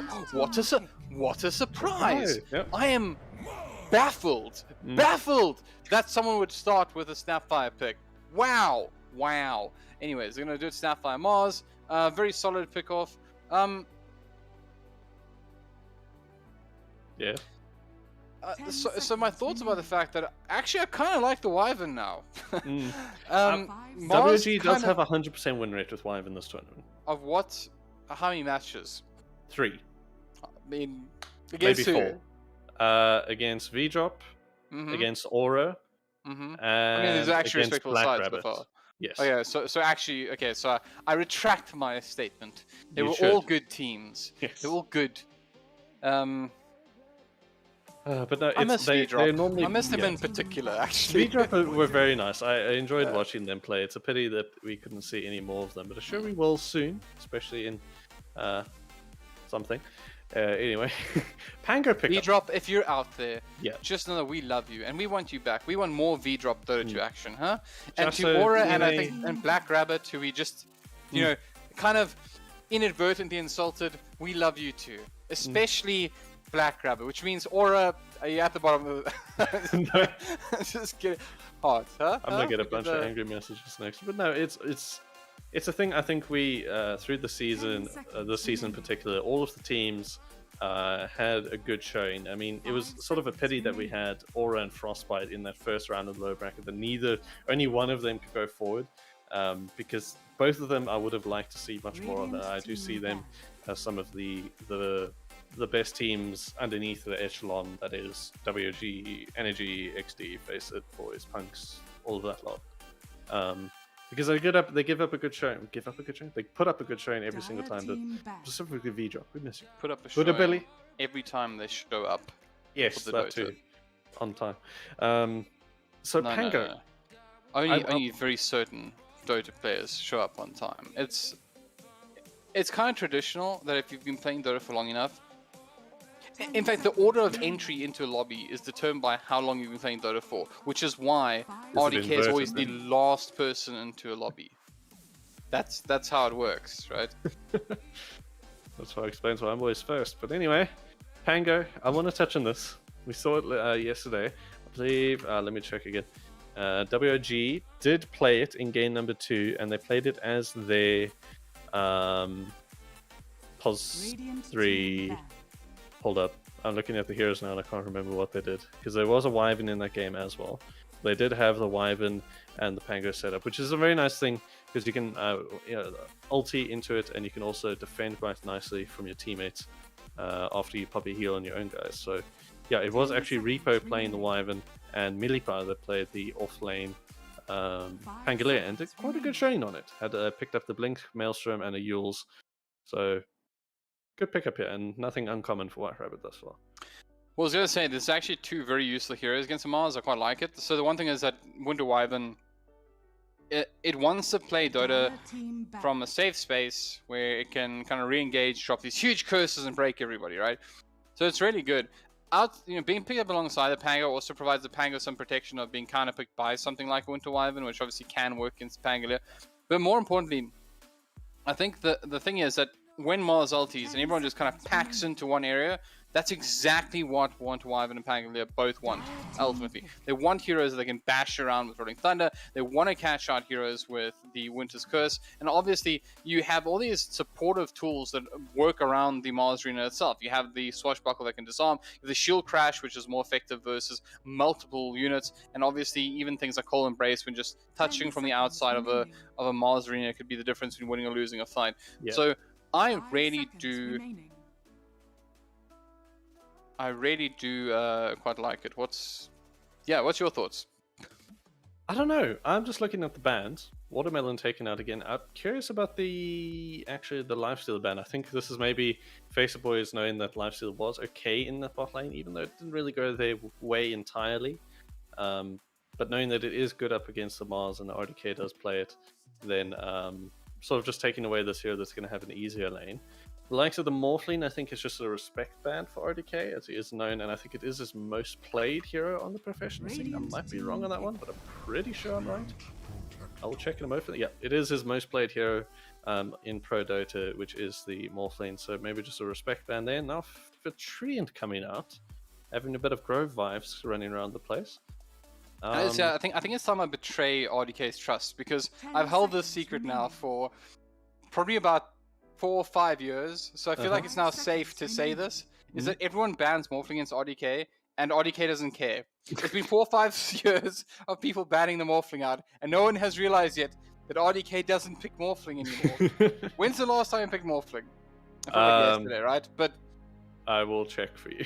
But he doesn't consider it like a hero that you need to ban up against him. He has heroes he does think you need to ban up against him, but he doesn't see Morphling as one. At least he didn't 4 or 5 years ago when he first brought it up with me, in which they have continued to ban the Morphling. So, use that secret inside information as you will. But I'm more interested in the Treant Protector. This is really cool, right? So, good against the Pangolier, obviously. It's kind of useful against the Winter Wyvern because it does have a global, assistant to something that gets caught on curse of. But also, again, it's kind of like, okay, if you guys are going to pack on these layers into the Mars Arena, well, then so are we, right? So it's like the game is just becoming more and more condensed into this almost black hole, if you will. And bear in mind, there is a do and die on the field, so stranger things have happened. And okay, well, Magnus is coming out. Yeah, so this map is just becoming smaller as these teams just keep compounding in this area. So that's really interesting. And I think the fights are going to be very tight, like on top of each other. They're going to be pretty brutal. One side is probably going to pull ahead on a fight quite cleanly, I think. And if somebody does ever get the chance to counter-initiate with all the heroes up, that is decided. It is done. You are not. You need to kill your opponent before they can turn around. Otherwise, it's just one of those moments where it's like, cool, my turn. And we all have watched those animes, and we know what happens in the anime when the guy's like, yes, it's my turn now that you've pulled out your ulti. Then he shows his, but his is like so much bigger. Now you've revealed my trap card. I'm an old kid. I'd like you. Wrong anime.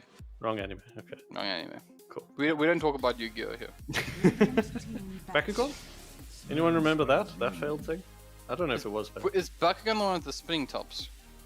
No, Bakugan was the one with the creatures were in like a ball, a plastic ball. You'd throw them onto the deck and then they'd unthing and then it turned into an actual...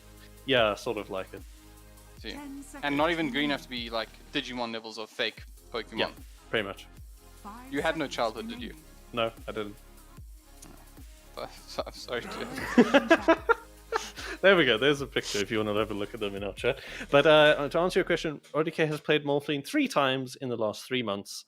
1 in this tournament and twice in SADL. That's it. Gotcha. That's just banned all the time, mate.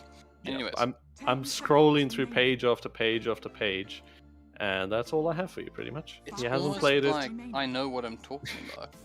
Okay, he played it then, and then the last time before that was October 2020, and he played it in the, I believe it was against Volt. It was the match. They won 2-0. IVE Volt. Wow, I haven't heard of IV Volt in like a long time. like, hey, you remember those Dota teams? You know which one I always wonder about is APG. APG. Yeah, do you remember APG? They were like the Red Dragon, you know, which was permanently stomped by the big blue dragon, right? But I'm trying. it was just interesting because they just kind of one night they just were gone. You know, it was weird.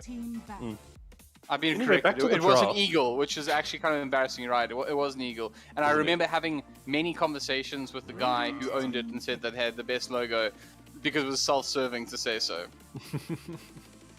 Was it Aperture? No. Was it Aperture? Yeah. APG. Yeah. Yeah. I remember. I actually remember a photo. Okay, back to the actual draft. The Sven pickup, and then we've sort of left from there. Does actually do quite well against the likes of the Jug. He can man fight him, but if Jug sort of gets a lead ahead and Sven isn't able to get a stun on him, he's gonna get it quite likely. But against the Lina, it's a bit of a whoever gets on each other first. And okay. That's a pretty good Storm game. Yep. I mean, you almost have to commit a Wyvern Curse to hold him down so you can get things off like the LSA and the RP. Yeah. I mean, if he ever is caught, he is truly doomed. It's the initial investment, though. Again, you can't... There's no easy spell to kind of probe him. You have to commit big if you're going to bring down the Storm Spirit, which is a problem because there's also Sven on the field. Oh, man, can you just imagine, though, being like anybody on your team and you just get caught up by Winter's Curse with a Sven on your field? You really hurt. So Tiger has... But here's the thing, it'll be over quickly. It'll be over very quickly. I'm not sure if Faceit Boys have a good lawyer, but don't any sort of restraining order against Tiger. Like, you don't come near me, mate. Like, if you ever come near me this game, I'm just gonna... Can you just imagine the team speak where he puts his hands like in the air, right, or just off his keyboard or mouse, and just lets out like blood-curdling, high-pitched screams whenever Tiger is nearby. Just doesn't say anything. I'm sorry. I'll leave. Is that what you do to Etienne? No, that's what Etienne does to me. Okay. Come on, Etienne's a far better player than that. He wouldn't be making those kind of mistakes. That's true. But this is game number 2. If you are just joining us, between Faceit Boys and White Rabbit Gaming. White Rabbit up 1 game at the moment, and they broke their curse, so they have won the first game. So let's see if they can close it out. And just off drafts alone, do you think this is going to go Faceit Boys' way, or is White Rabbit's team fight going to be the answer? I think I got into that like meme mode where I wasn't really paying that much attention. Yeah. I shouldn't be saying because my employers are going to give me a stern talking to after this. But you know what? I've been around too long. You can't replace me anymore. See that? You can't get rid of me. I'm part of the furniture now, boys. I just hear the Discord disconnect sound real quickly, and I'm doing a solo cast. Oh no, they love me too much. That's why I can get away with saying things that other people can't yet. Right? I've earned that right. But honestly, I think this is a good game for the Storm Spirit. I think again because of the high commitment they need to put onto him, gives a slight edge in my mind to Faceit Boys. The tree is an interesting one for me because it's a hit or miss hero, right? It's not that tree is a good or bad hero. It's more like if it's a certain South African whose name we won't mention, right? If it's his tree, then yeah, it's going to be a problem. Yep. And right now, actually, it's a very big problem. Yeah. I think it's one of those trees, mate. First blood, I'll take it. Huh? Look at him go. Surely embracing his inner, would you say frankness? He's been very frank with them. What did we say, huh? We're not invoking... Well, I didn't say his name. His name's changed. I'm just saying he's being very frank with everyone. You know was that too filthy? You won't...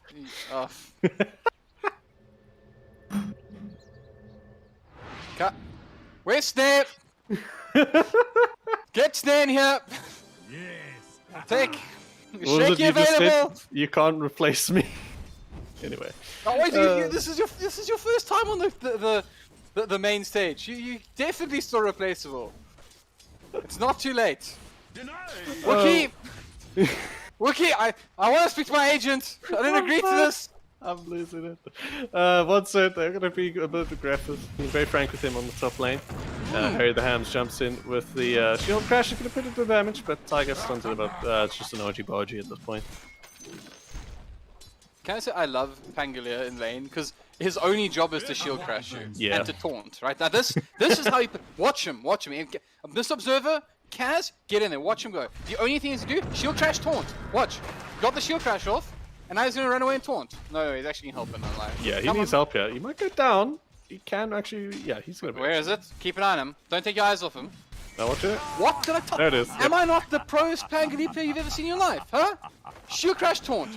You want to be divine rank by playing one hero, Pangolier, shield crash, taunt, you're welcome.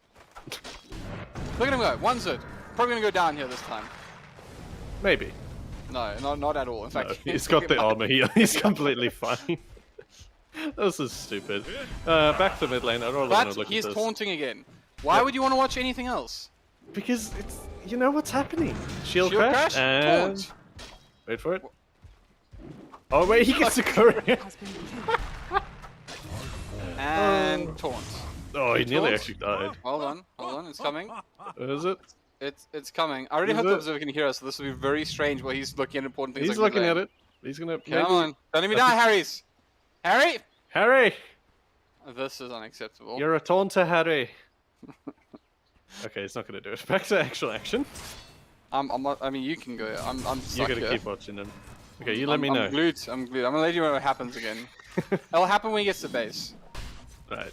When he TP's in. I'm gonna taunt first. He's got nothing to do in there. Come on, hit it. Hit it! Harry! I think you're obsessed.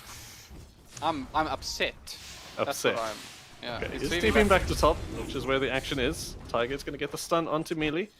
Doesn't have the skewer back at the moment. And shield crashes in for sure. He's gonna have the skewer there, but too much damage coming out from the tree and the knight. And it's gonna be an easy third blood. Never mind. Don't know why I thought that was first blood. He actually had a really good shield crash. Ironically, Yeah. and another really good shield crash. But he's caught up by the Stormhammer. Immediately props the disarm, so lucky shot paying off for him. But what was it? I think we had this discussion yesterday, me and Snare. Lucky shot isn't broken, it's lucky.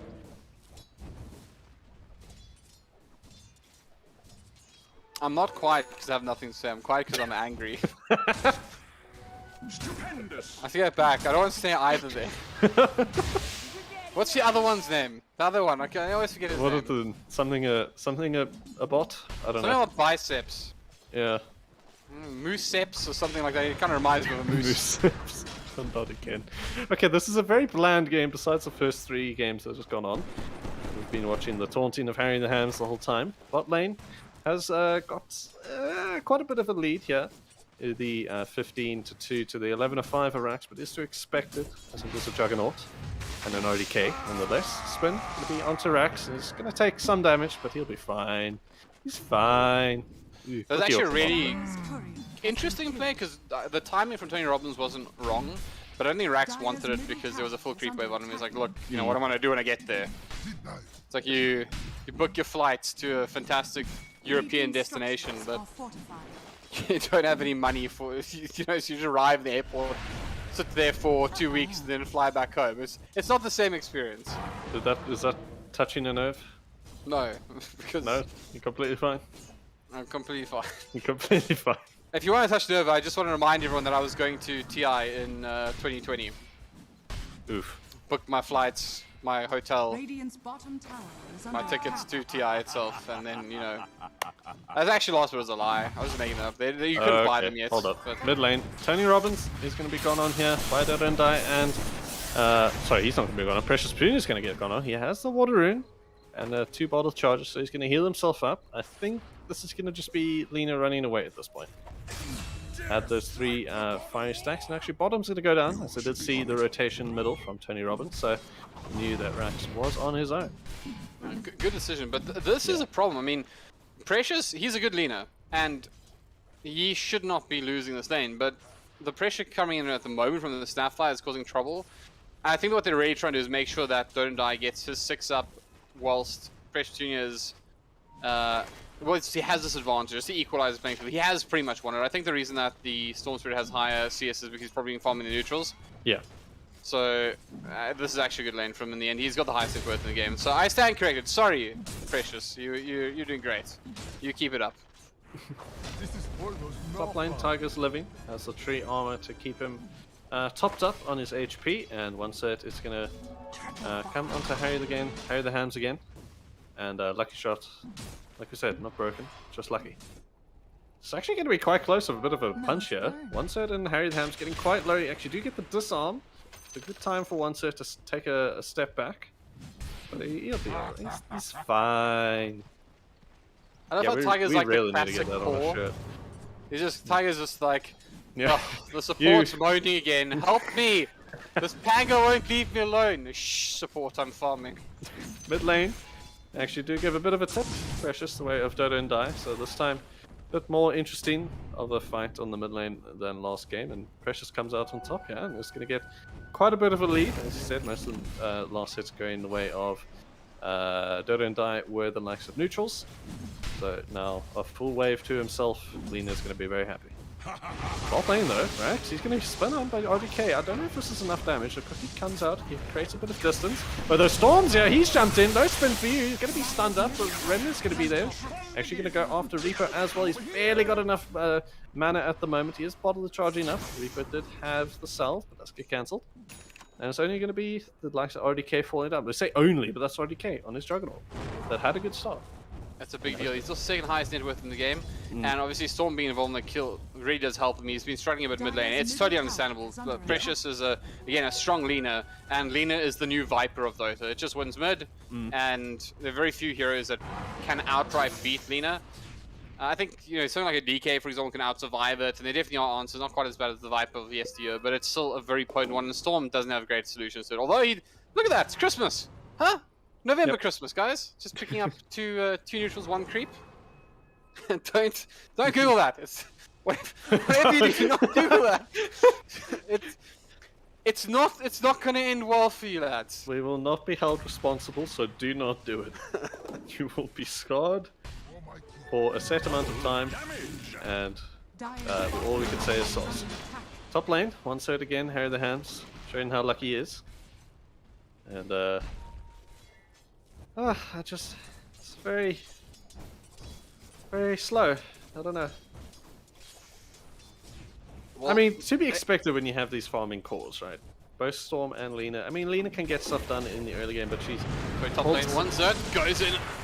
Well, rather, has been gone by Miniplan and Harry the Hams, gets pulled back in by the shockwave. He'll go down. Nice and clean kill there. Didn't have to commit too much. So a little bit of excitement for you, George. Look, I do think that there's some timing windows that are going to just be played around here. So, for example, you can see the blink tag has been queued up by Minipa early on. So once that's up, he's going to want to spend that RP very, very quickly. Just the fact that he has the RP now also means he is going to want to use it.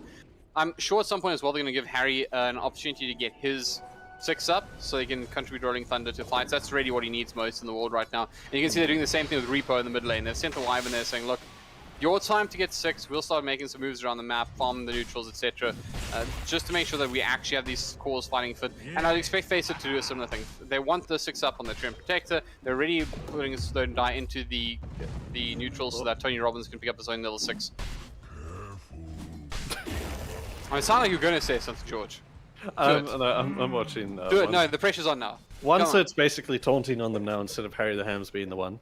But Milipa was able to clear up a stack that was surely there for the Sven, as he does have his own cleave. So quite an easy pickup. And he missed the skewer though. That's the thing I chuckled at. Gotcha. I don't know if he missed it or he intentionally didn't want to drag back OneSet, but I say missed because content. I feel like it's doing really well for WG. Oh, okay. So Dota and I just picked up a regen rune. There we go. He's going to jump in onto RDK mid. RDK pops a spin. That's a lot of damage coming down. This is a bit iffy. He doesn't have the mana for the Omni Slash. RDK, you jumped too far. You went too close to the sun.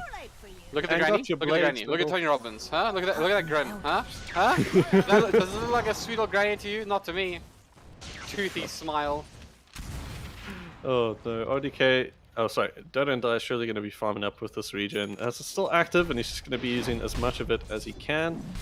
Although top lane, he might be heading over here. This Tiger does get the stun onto Harry the Hands. The zip coming all the way, gets it cancelled, but Harry the Hands is here with all of the overload. Is going to be enough with the 3-man OP! RDK is there with the spin. He's going to hit onto all of them. The ulti is going to come out. Oh, actually, he gets stunned by Tiger, but no! Tony Robbins not again. This is what you meant. Where's the restraining order? Tiger, he's getting kited at the moment. He can't really do anything, but Rax is here. He gets the arena as a spear. He's going to not be able to hit it. Didn't have the mana for it at the moment. That healing ward is still there. It does go down, but Rax is surely going to fall. Tiger is back into the fight. He gets the kill. Tony Robbins stole it, but with reason. I just want to say I give that a solid 8 out of 10 on the Yikes scale. Yeah. There was action Omni Slash cast onto the Wyvern's ulti. So, Ooh. although the Sven was obviously there with the God Strength activated and dealing damage to the zone player, they actually killed both of them there in the Omni Slash. So I think that was the case where the Wyvern was just kind of getting nervy on holding onto that Wyvern ulti, not quite sure what RDK wanted out of the deal, but he was waiting for that exact moment. That's why both ultis came out at the same time. Real shame, because I think that had they had gotten that right, that was one of those GG you lose moments in a Dota game. But ironically, it's not ironically. What's the right word? I'm gonna stop doing this. It's not ironic, guys. It's not ironic. I know we all use it, but it's not ironic. It's something else. But anyways, the point is, the point remains, it's not unfortunately either at max. Oh, actually, Harry the Hands did have the ulti coming out, and the Rolling Thunder is surely going to be enough, but Precious Jr. going to go down. Remnant will be there to greet him as he comes down from the Yules. Devin dies here. Going to be able to get the kill onto Reaper all the while. Tony Robbins, again with the kill secure. And a Snapfire's model is bugged and she's floating. Can you play me an audience participation jingle quickly? Huh? George, casting is like improv. You can never say no. No, but my legit question is, huh? Just say it say exactly that 3 times in a row. It'll do. Huh? Fantastic. It's audience participation time, ladies and gentlemen. Tell the Hellbird what the appropriate word would be to say when something happens that is the inverse of what you were trying to do, that also has the polar opposite effect of what you wanted to achieve. There we go. Wrong? Is that the... Listen, Am I'm I digging right? deep here. I'll take a retired caster at this point. Wilson! Wilson! Scorpy! I've lost it. I think I broke him, ladies and gents. We'll see who Snake can pair up with later on. I broke the bird. Broke the bird. Okay, so it looks like WG are going to be putting a little bit of pressure on the safe lane tower. As expected, the response will be mirrored by Faceit, so both sides happy to make the trade-off. They're going to both be keen to let this go down. You can see both fortifications also use roughly the same time. This is actually, I would say, favors WG a little bit more because firstly, they also have the mid tower up already, and it's nice and healthy, and also they're playing up against the Treant Protector, right? Who his job is pretty much to keep towers alive. So the fact that they have an additional tower on the map, that they've got all the towers they're really looking for early on, great work up against Treant, and there's no RP out from Minipa. He's gonna pull everyone. That's not gonna work. No, that's okay. They It was close, actually. He tried to pull him closer to Lena to get the stun. The stun just missed. So that was actually a good play. I won't discredit him for that. It just it was actually pretty good. I agree. In fact, I'm not even sure that the misplay was on his side. I think the Lena may have stunned early. I mean, maybe we can get a nice handy replay put the or blame something. there. There we go. Yeah. Screw that precious tune. How dare he win his lane, highest net worth in the game, about to kill Mars. Ugh, Yeah. can't stand him. Milipo drops the ulti, is going to be enough to take out the kill. The Winter Wyvern ult is there. Once it's going to do what he can to hold them in place. He gets all four of them. Tigers, yeah, he's going to be running up. He doesn't get the stun straight away, but he's got enough damage to supply. RDK showed up to the fight. He has Omni Slash. Does dodge the stun from Tiger with the spin. And Milipo quickly taking the stack so they don't get it. Priorities. Yeah, they're respecting their opponents. Yeah, good decision to bail out early. I could see RDK was like thinking about dropping the Omni. He didn't have the damage to finish the job though. and they're wisely back off. But Faceit Boys, again, like, although they're behind on net worth, but even though that the graphs are still in favor of WG, the way that they're playing Dota is still very winning. I know. Okay, I have to explain this. Yeah. You get winning Dota, Oh, you get playing not to lose Dota. They are playing to win. Milipa, they do have vision of Dota and Die here, so maybe waiting to see if they can get a combo of some sort, but not going to opt for it this time. I think they saw that they figured out they had vision there. Wait for these plays. I want these plays. It's gonna happen. Don't worry. I want the plays. It's gonna happen. I promise you. I'm giddy. You're gonna be screaming in a second. Oh, yeah, not a second. That was a lie. But where's that op? There's the mag has got his thing taken up, right? 12 seconds away from Zoppy, so he's gonna want to use that. If we read the game at the moment, I don't think there's any. It's too far away for Milipa to be looking for a BKB or an Echo Save or anything like that right now. It's a big ask with RP in cooldown. Yeah. So he's going to off cooldown, excuse me. So he's going to definitely want to use it. You can see there's momentum, or the direction he's moving is away from general farming patterns towards one of his other cores. He wants to fight. So we're gonna get a big fight shortly. From Faceit Boys, they're happy to farm. I mean, Tiger obviously he's going for a more farming oriented build, but he does have a Blink Dagger queued up. So when that's up, he'll be happier to fight. Tree is also sitting on 1.8k gold at the moment. So I'm pretty sure that OneZert is. Well, he hasn't shown it. He's looking for a Blink Dagger of his own by the looks of the thing. I think of something like pretty much there's nothing else in the game that Tree would want to build that you wouldn't have bought the smaller pieces for already. But okay, smoke's up. Is this the moment, Jorge? Is this time for the big shouty, screamy stuff? Oh no! Did I just hear RP get whiffed? No. Run! Run! They whiffed it on Oh, RP! no, I showed up. He gets Yules up straight away. He's surely going to be stunned here. Actually misses this time. Oh no. This is not good. Raxi jumps in. ODK has the spin so he can get out of the arena. Precious isn't going to be so lucky. The spear back isn't going to hit Tigers here. This is all going wrong. The Winter's Curse is going to be on towards their Tigers doing the damage that they need. Where's the restraining order? So what just happened? How's this there, got right, the bad to worse is... and I was going the other way? No, come on, stop this. Stop yeah, this. run away. Flee! Stop this. Rex, please. Okay, ODK is spinning forward. The Cookie's going to keep their distance again. They are just fleeing at this point. If only we had that word. Wrong. Anyway, Harry the Ham's jumping forward. Can't really get onto Tony Robbins and Faceit Boys. They're just going all the way back. You don't have that RP, remember, buddy. You used it. Neither does he have Skewer because he messed it. Oh, no. Okay, ODK is here. They're going to be forced off into the creeps and didn't take one hit except the last one. The ulti's going to come out for one surge. Tiger's popped the ult of himself. They've been stunned up from Harry the Hams. Precious is here. He's laying into him. All the damage they need. I scream. I just want to say that this is big brain face, right? Because here's what happens, right? Is you know how I would best describe what just happened? Yes. WOG won those fights in spite of Milipa. Yes. Because he starts things off by, I mean, he's missing his skewers into the Roche pit, right? Like it's not going well for the man, right? But this is what I'm saying is big brain face, because the Faceit Boys keep being like lured into this, like, oh, he's used his RP, let's go! And then it's like, oh, he's missed his skewer, let's go! And they keep having these let's go moments based around Milipa, but then they get a huge LT off from the Wyvern. I mean, let's be honest, Repo, he's getting a lot of love from his teammates for that one. Not so much from Don't Die, but he should be able to. He's going to get this skewer for sure. He's on to be onto Rax, and stun's going to be there from the Lina. 4 caught inside, but nothing going to come of it. Reaper pops the ulti onto Dota and Die to try and hold him in place, but the Orchid damage surely giving enough. Shadow Omen's not going to be enough, but Dota and Die, you're out of mana this time, buddy. You're going to be stunned up. This time it hits from Precious Petunia. The right clicks are there. Harry the Hands jumps onto Tony Robbins. The shield crash. Where's the taunt? Maybe now. Taunt? I don't know. Clearly not a very good Panglia player, because any pro Panglia would have taunted at the point. I do want to touch on that previous fight that we had from where the RP got whiffed all the way to the back count, all the way back to the tier 2. If our lovely observer can go look up top before this ward expires, you'll see this observer ward up here with 9 seconds left in the top jungle. Yep, that one with the smiley face. That one was vision for White Rabbit, and they knew that the likes of Faceit Boys were in the area. But, on the contrary, Faceit Boys had a ward up on the high ground just to the southwest of it. So they knew that the RP was whiffed, which is why they ran at them, and also why they backed off firstly. So then it's sort of this double play of, okay, they don't have RP, let's go at them, and then they forgot about Wyvern ult. and it's a hell of a thing. That's why. That's how that all transpired.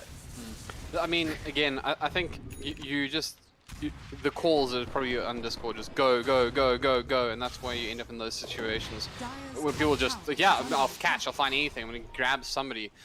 In the end, there were some interesting plays happened afterwards. I mean, okay, Dota and die. He's going to run forward onto Reaper. Reaper does have the Glimmer Cape, but they're not going to be, not going to help him much this time around. They do get the kill on him, but they do trade the top tower. So ODK has Aegis and an objective taken.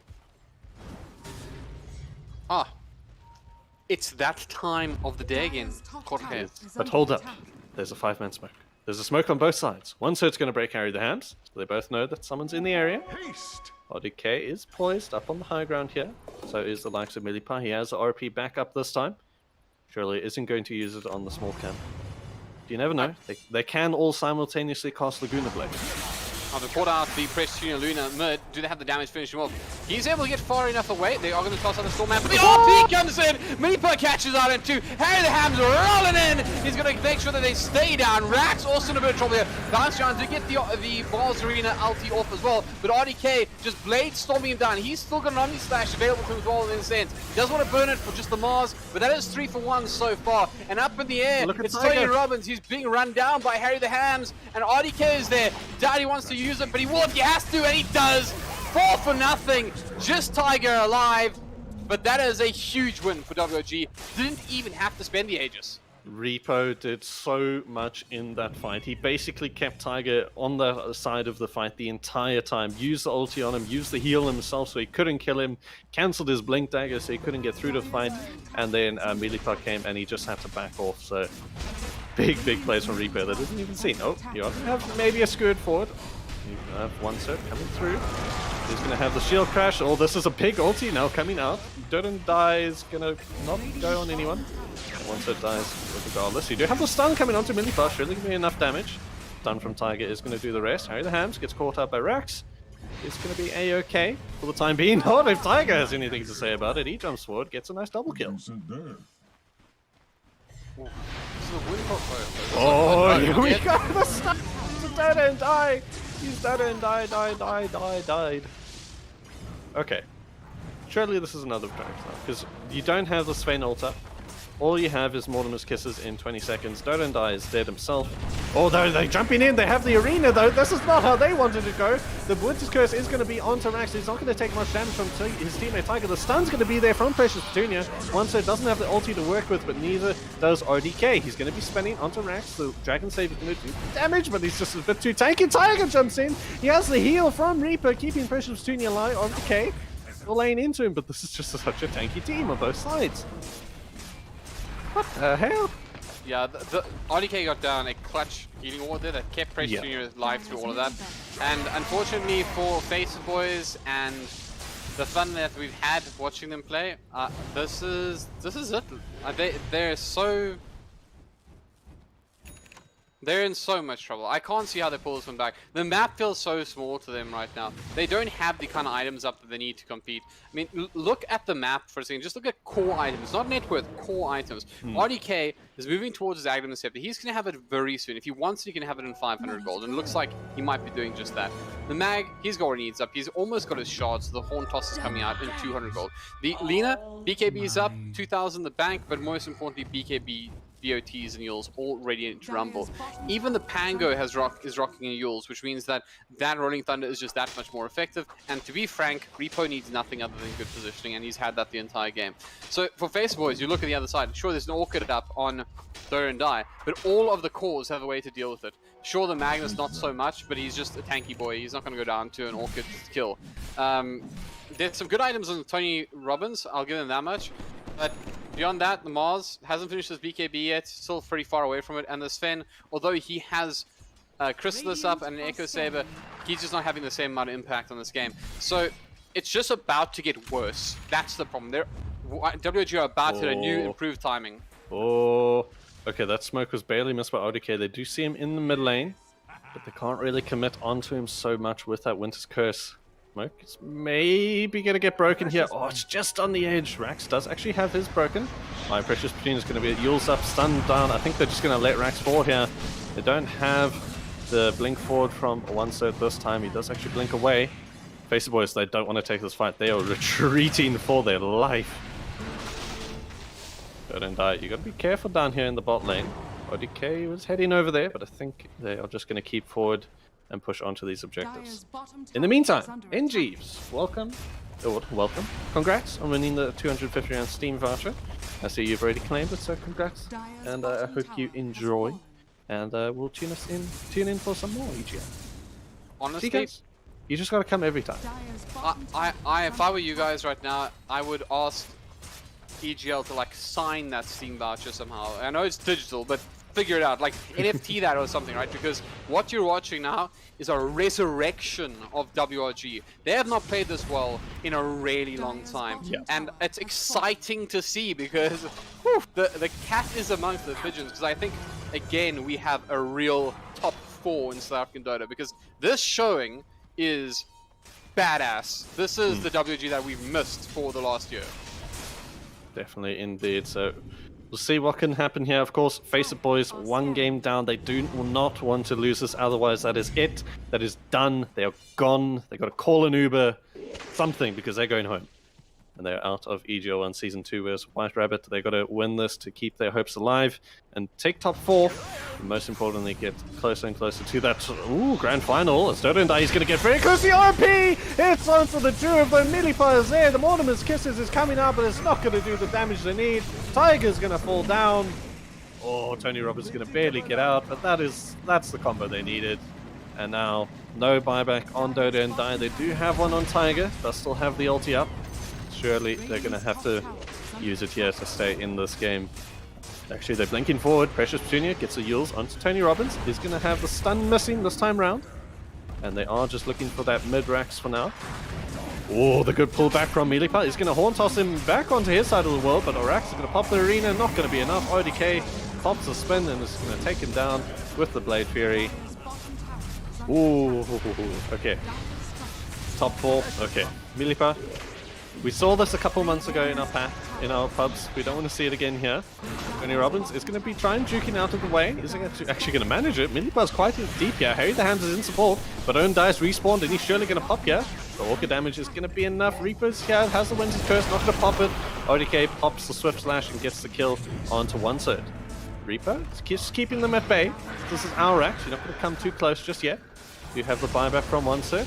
Tiger has popped the ulti, is going to blink forward, gets a stun, but he's used it off straight away. Dota dies here, but ODK has popped this Blade Fury. Reaper's healed himself up, but Tiger is going to... ODK Swift Slash forwards, gets onto Tony Robbins. 1/3 is going to go down. That is a dieback on him. Rax is going to spear the likes of the leader onto the wall, but this is just running them into their base, into their home. And Dota die, jumping forward onto Reaper again, trying to get whatever kill he can at this point. He gets heals up once again. The heal is there from the Winter Wyvern. It's actually going to go down. ODK uses the spin again, getting the kill. The Tiger has ball back now. So is Rax. I think WG is just going to respect it and back off here. So ODK is still in the area. I think they realize they can still fight this. Precious has got the invis up here. Maybe can get the one last kill that they need onto Tony Robbins is going to do it. Don't die. Spins forward. Doesn't know. And he has the spin available. Tiger is going to be in the area, doesn't have the ulti to work with. The stun from Reaper is going to be there. Not Reaper, sorry. Harry the Hands. He gets the kill onto Dota and Die. The kisses are going to rain through over the top, but WG is just going to retreat out of here. They have the healing ward for their benefit. Milipa has the RP up once again. This is surely going to be another close one. They are going to jump forward. He gets the 1 RP onto the likes of the Rax. Harry the Hands jumps forward. Tiger can't really do much about it. The Omni Slash going to be on him. That's a dieback for them. Milipa forces into the fountain. Is nearly going to get taken down. Tony Robbins on the Snapfire. I think this is GG for the likes of White Rabbit. Let's see if they can take out the entrance. Faceit Boys not typing those 2 letters into chat just yet. They want one last crack at it. Milipa gets the horn toss, pushed back. Tony Robbins is going to be in trouble. Has the Aether Rim, and once it jumps forward with the ulti, but it's going to get onto all of them. Doesn't really matter. He's going to go down. 5 dead for Faceit Boys, and only 1 tier 4 for White Rabbit to go. I mean, guys? Is this real life? Okay, they're thinking about it. There's a little love clap from Milipa. Repo, I'm pretty sure he called Brace and said, "Stop it. We're sticking around." And yeah, looks like it's finally going to be called. Definitely actually gets the kill onto Milliput. They did drive into the fountain. They did call GG, and that is Faceit Boys going home. But more importantly, White Rabbit continue here in EGL 1. No, not just that. They are back! Corny, They're back! that is a moment to be excited. WOG have not looked that good in a really long time. And I gotta say, they looked really good even when Milliput didn't. And I think that's not to say he doesn't always, this is a good player. And I think that it wasn't his best performance today. Got off a couple of good RPs, granted. But I think you can expect more from WG going forward. I absolutely love the fact that you have 4 sides in South Africa at the moment that are just, they're looking so good. You know, this is not the WG of EGL 1 Season 1. Yeah. This is WG reborn. And if they continue on this trajectory, I think you may have another real contender at the prize. Beginning this broadcast, I said, I don't think WG are out here to win this tournament. I think they're here to re-establish themselves. They've re-established themselves. So I tell you what, now they're here to finish the tournament and win this tournament. And it doesn't get much better than that. I mean, how often in South African Dota do you have 4 teams who genuinely all want to win and can? That's the difference. This is a magical tournament, my man. No, it's such a good thing to see YNROC turn this around. Faceit Boys gave a good fight at the end of the day, but it is 2-0 here. YNROC breaking the curse. They win the first game and they close it out in the second. They don't give the chance. They don't give the chance to Faceit Boys. It's definitely not a team you want to. And we will see them playing for a 5th-6 tiebreaker later on next week. But more importantly, like you say, WG are back. They're here to stay, and I guarantee you they're going to hold on to that top 4 slot for sure. Oh, it's good. There's one last thing I have to do, just to keep things on trend. Sure. If you don't watch the whole broadcast, it won't make sense, but you're right, George. You can be my wingman anytime. Good one. I like it. I approve. You're supposed to say, you mean you'll be my... Okay, never mind. Call it. I want out. I take it back. Where's... Vinx? Is Vinx... You're going to have to go digging way in the deep file to get someone else. But no, it was a good match here from WOG, taking it 2-0. Definitely didn't feel that way. They sort of ran away with it in game number 1. Game number 2 just actually not sure it really happened because you had good plays from both sides. WG just came out on top, bar the one missed RP, but it actually went in their favor because Faceit Boys went a bit too far, and then it swung the other way, and they didn't have the stuff to work with because they just used it trying to kill there. Anyway, Reaper though, on your Winter Wyvern. Props, man. Props. You did so much there holding that Sven back in multiple fights, not just that one in mid. So very good and well played to them. Sure, we have enjoyed it just as much as you have at home. Hellbird, have you enjoyed it? Besides the times that I made you question your life. No, how did I get here? I don't know if you noticed, I was horribly bored throughout all of this. At least they're paying well. Are they though? Oh, they are. Anyway, don't find me yet. And we will be seeing you guys. Thank you for tuning in to this season. If you want to see more EGL stuff, EGL action, there is going to be XD Gaming going up against Punks Interactive Gaming on Thursday. That's of course going to be with Sneh and Etienne Not a Hero. So you don't want to miss that match. That one is going to be insane, and especially for deciding the last of the top 4 and who's going to be going on to the lower bracket pseudo final. There's still one more after that, but it's definitely going to be quite close indeed. And Punks are the only guys besides the likes of Energy who've actually taken a game off of XD since last season. Put it that way. They really got to show up to take XD, but again, they are the team that can do it in XD. Want to keep their top spot. Want to keep going against WOG. I'm happy. I'm happy. I don't know. I'm done. Are you done? Are you done? I'm done. I'm done. You're done with this madness. But hopefully you guys answer. Can't flip the table. Join us on Thursday and be sure to follow us on all social media, Evesports today, wherever you can find us. And yeah, we'll see you guys then. Cheers.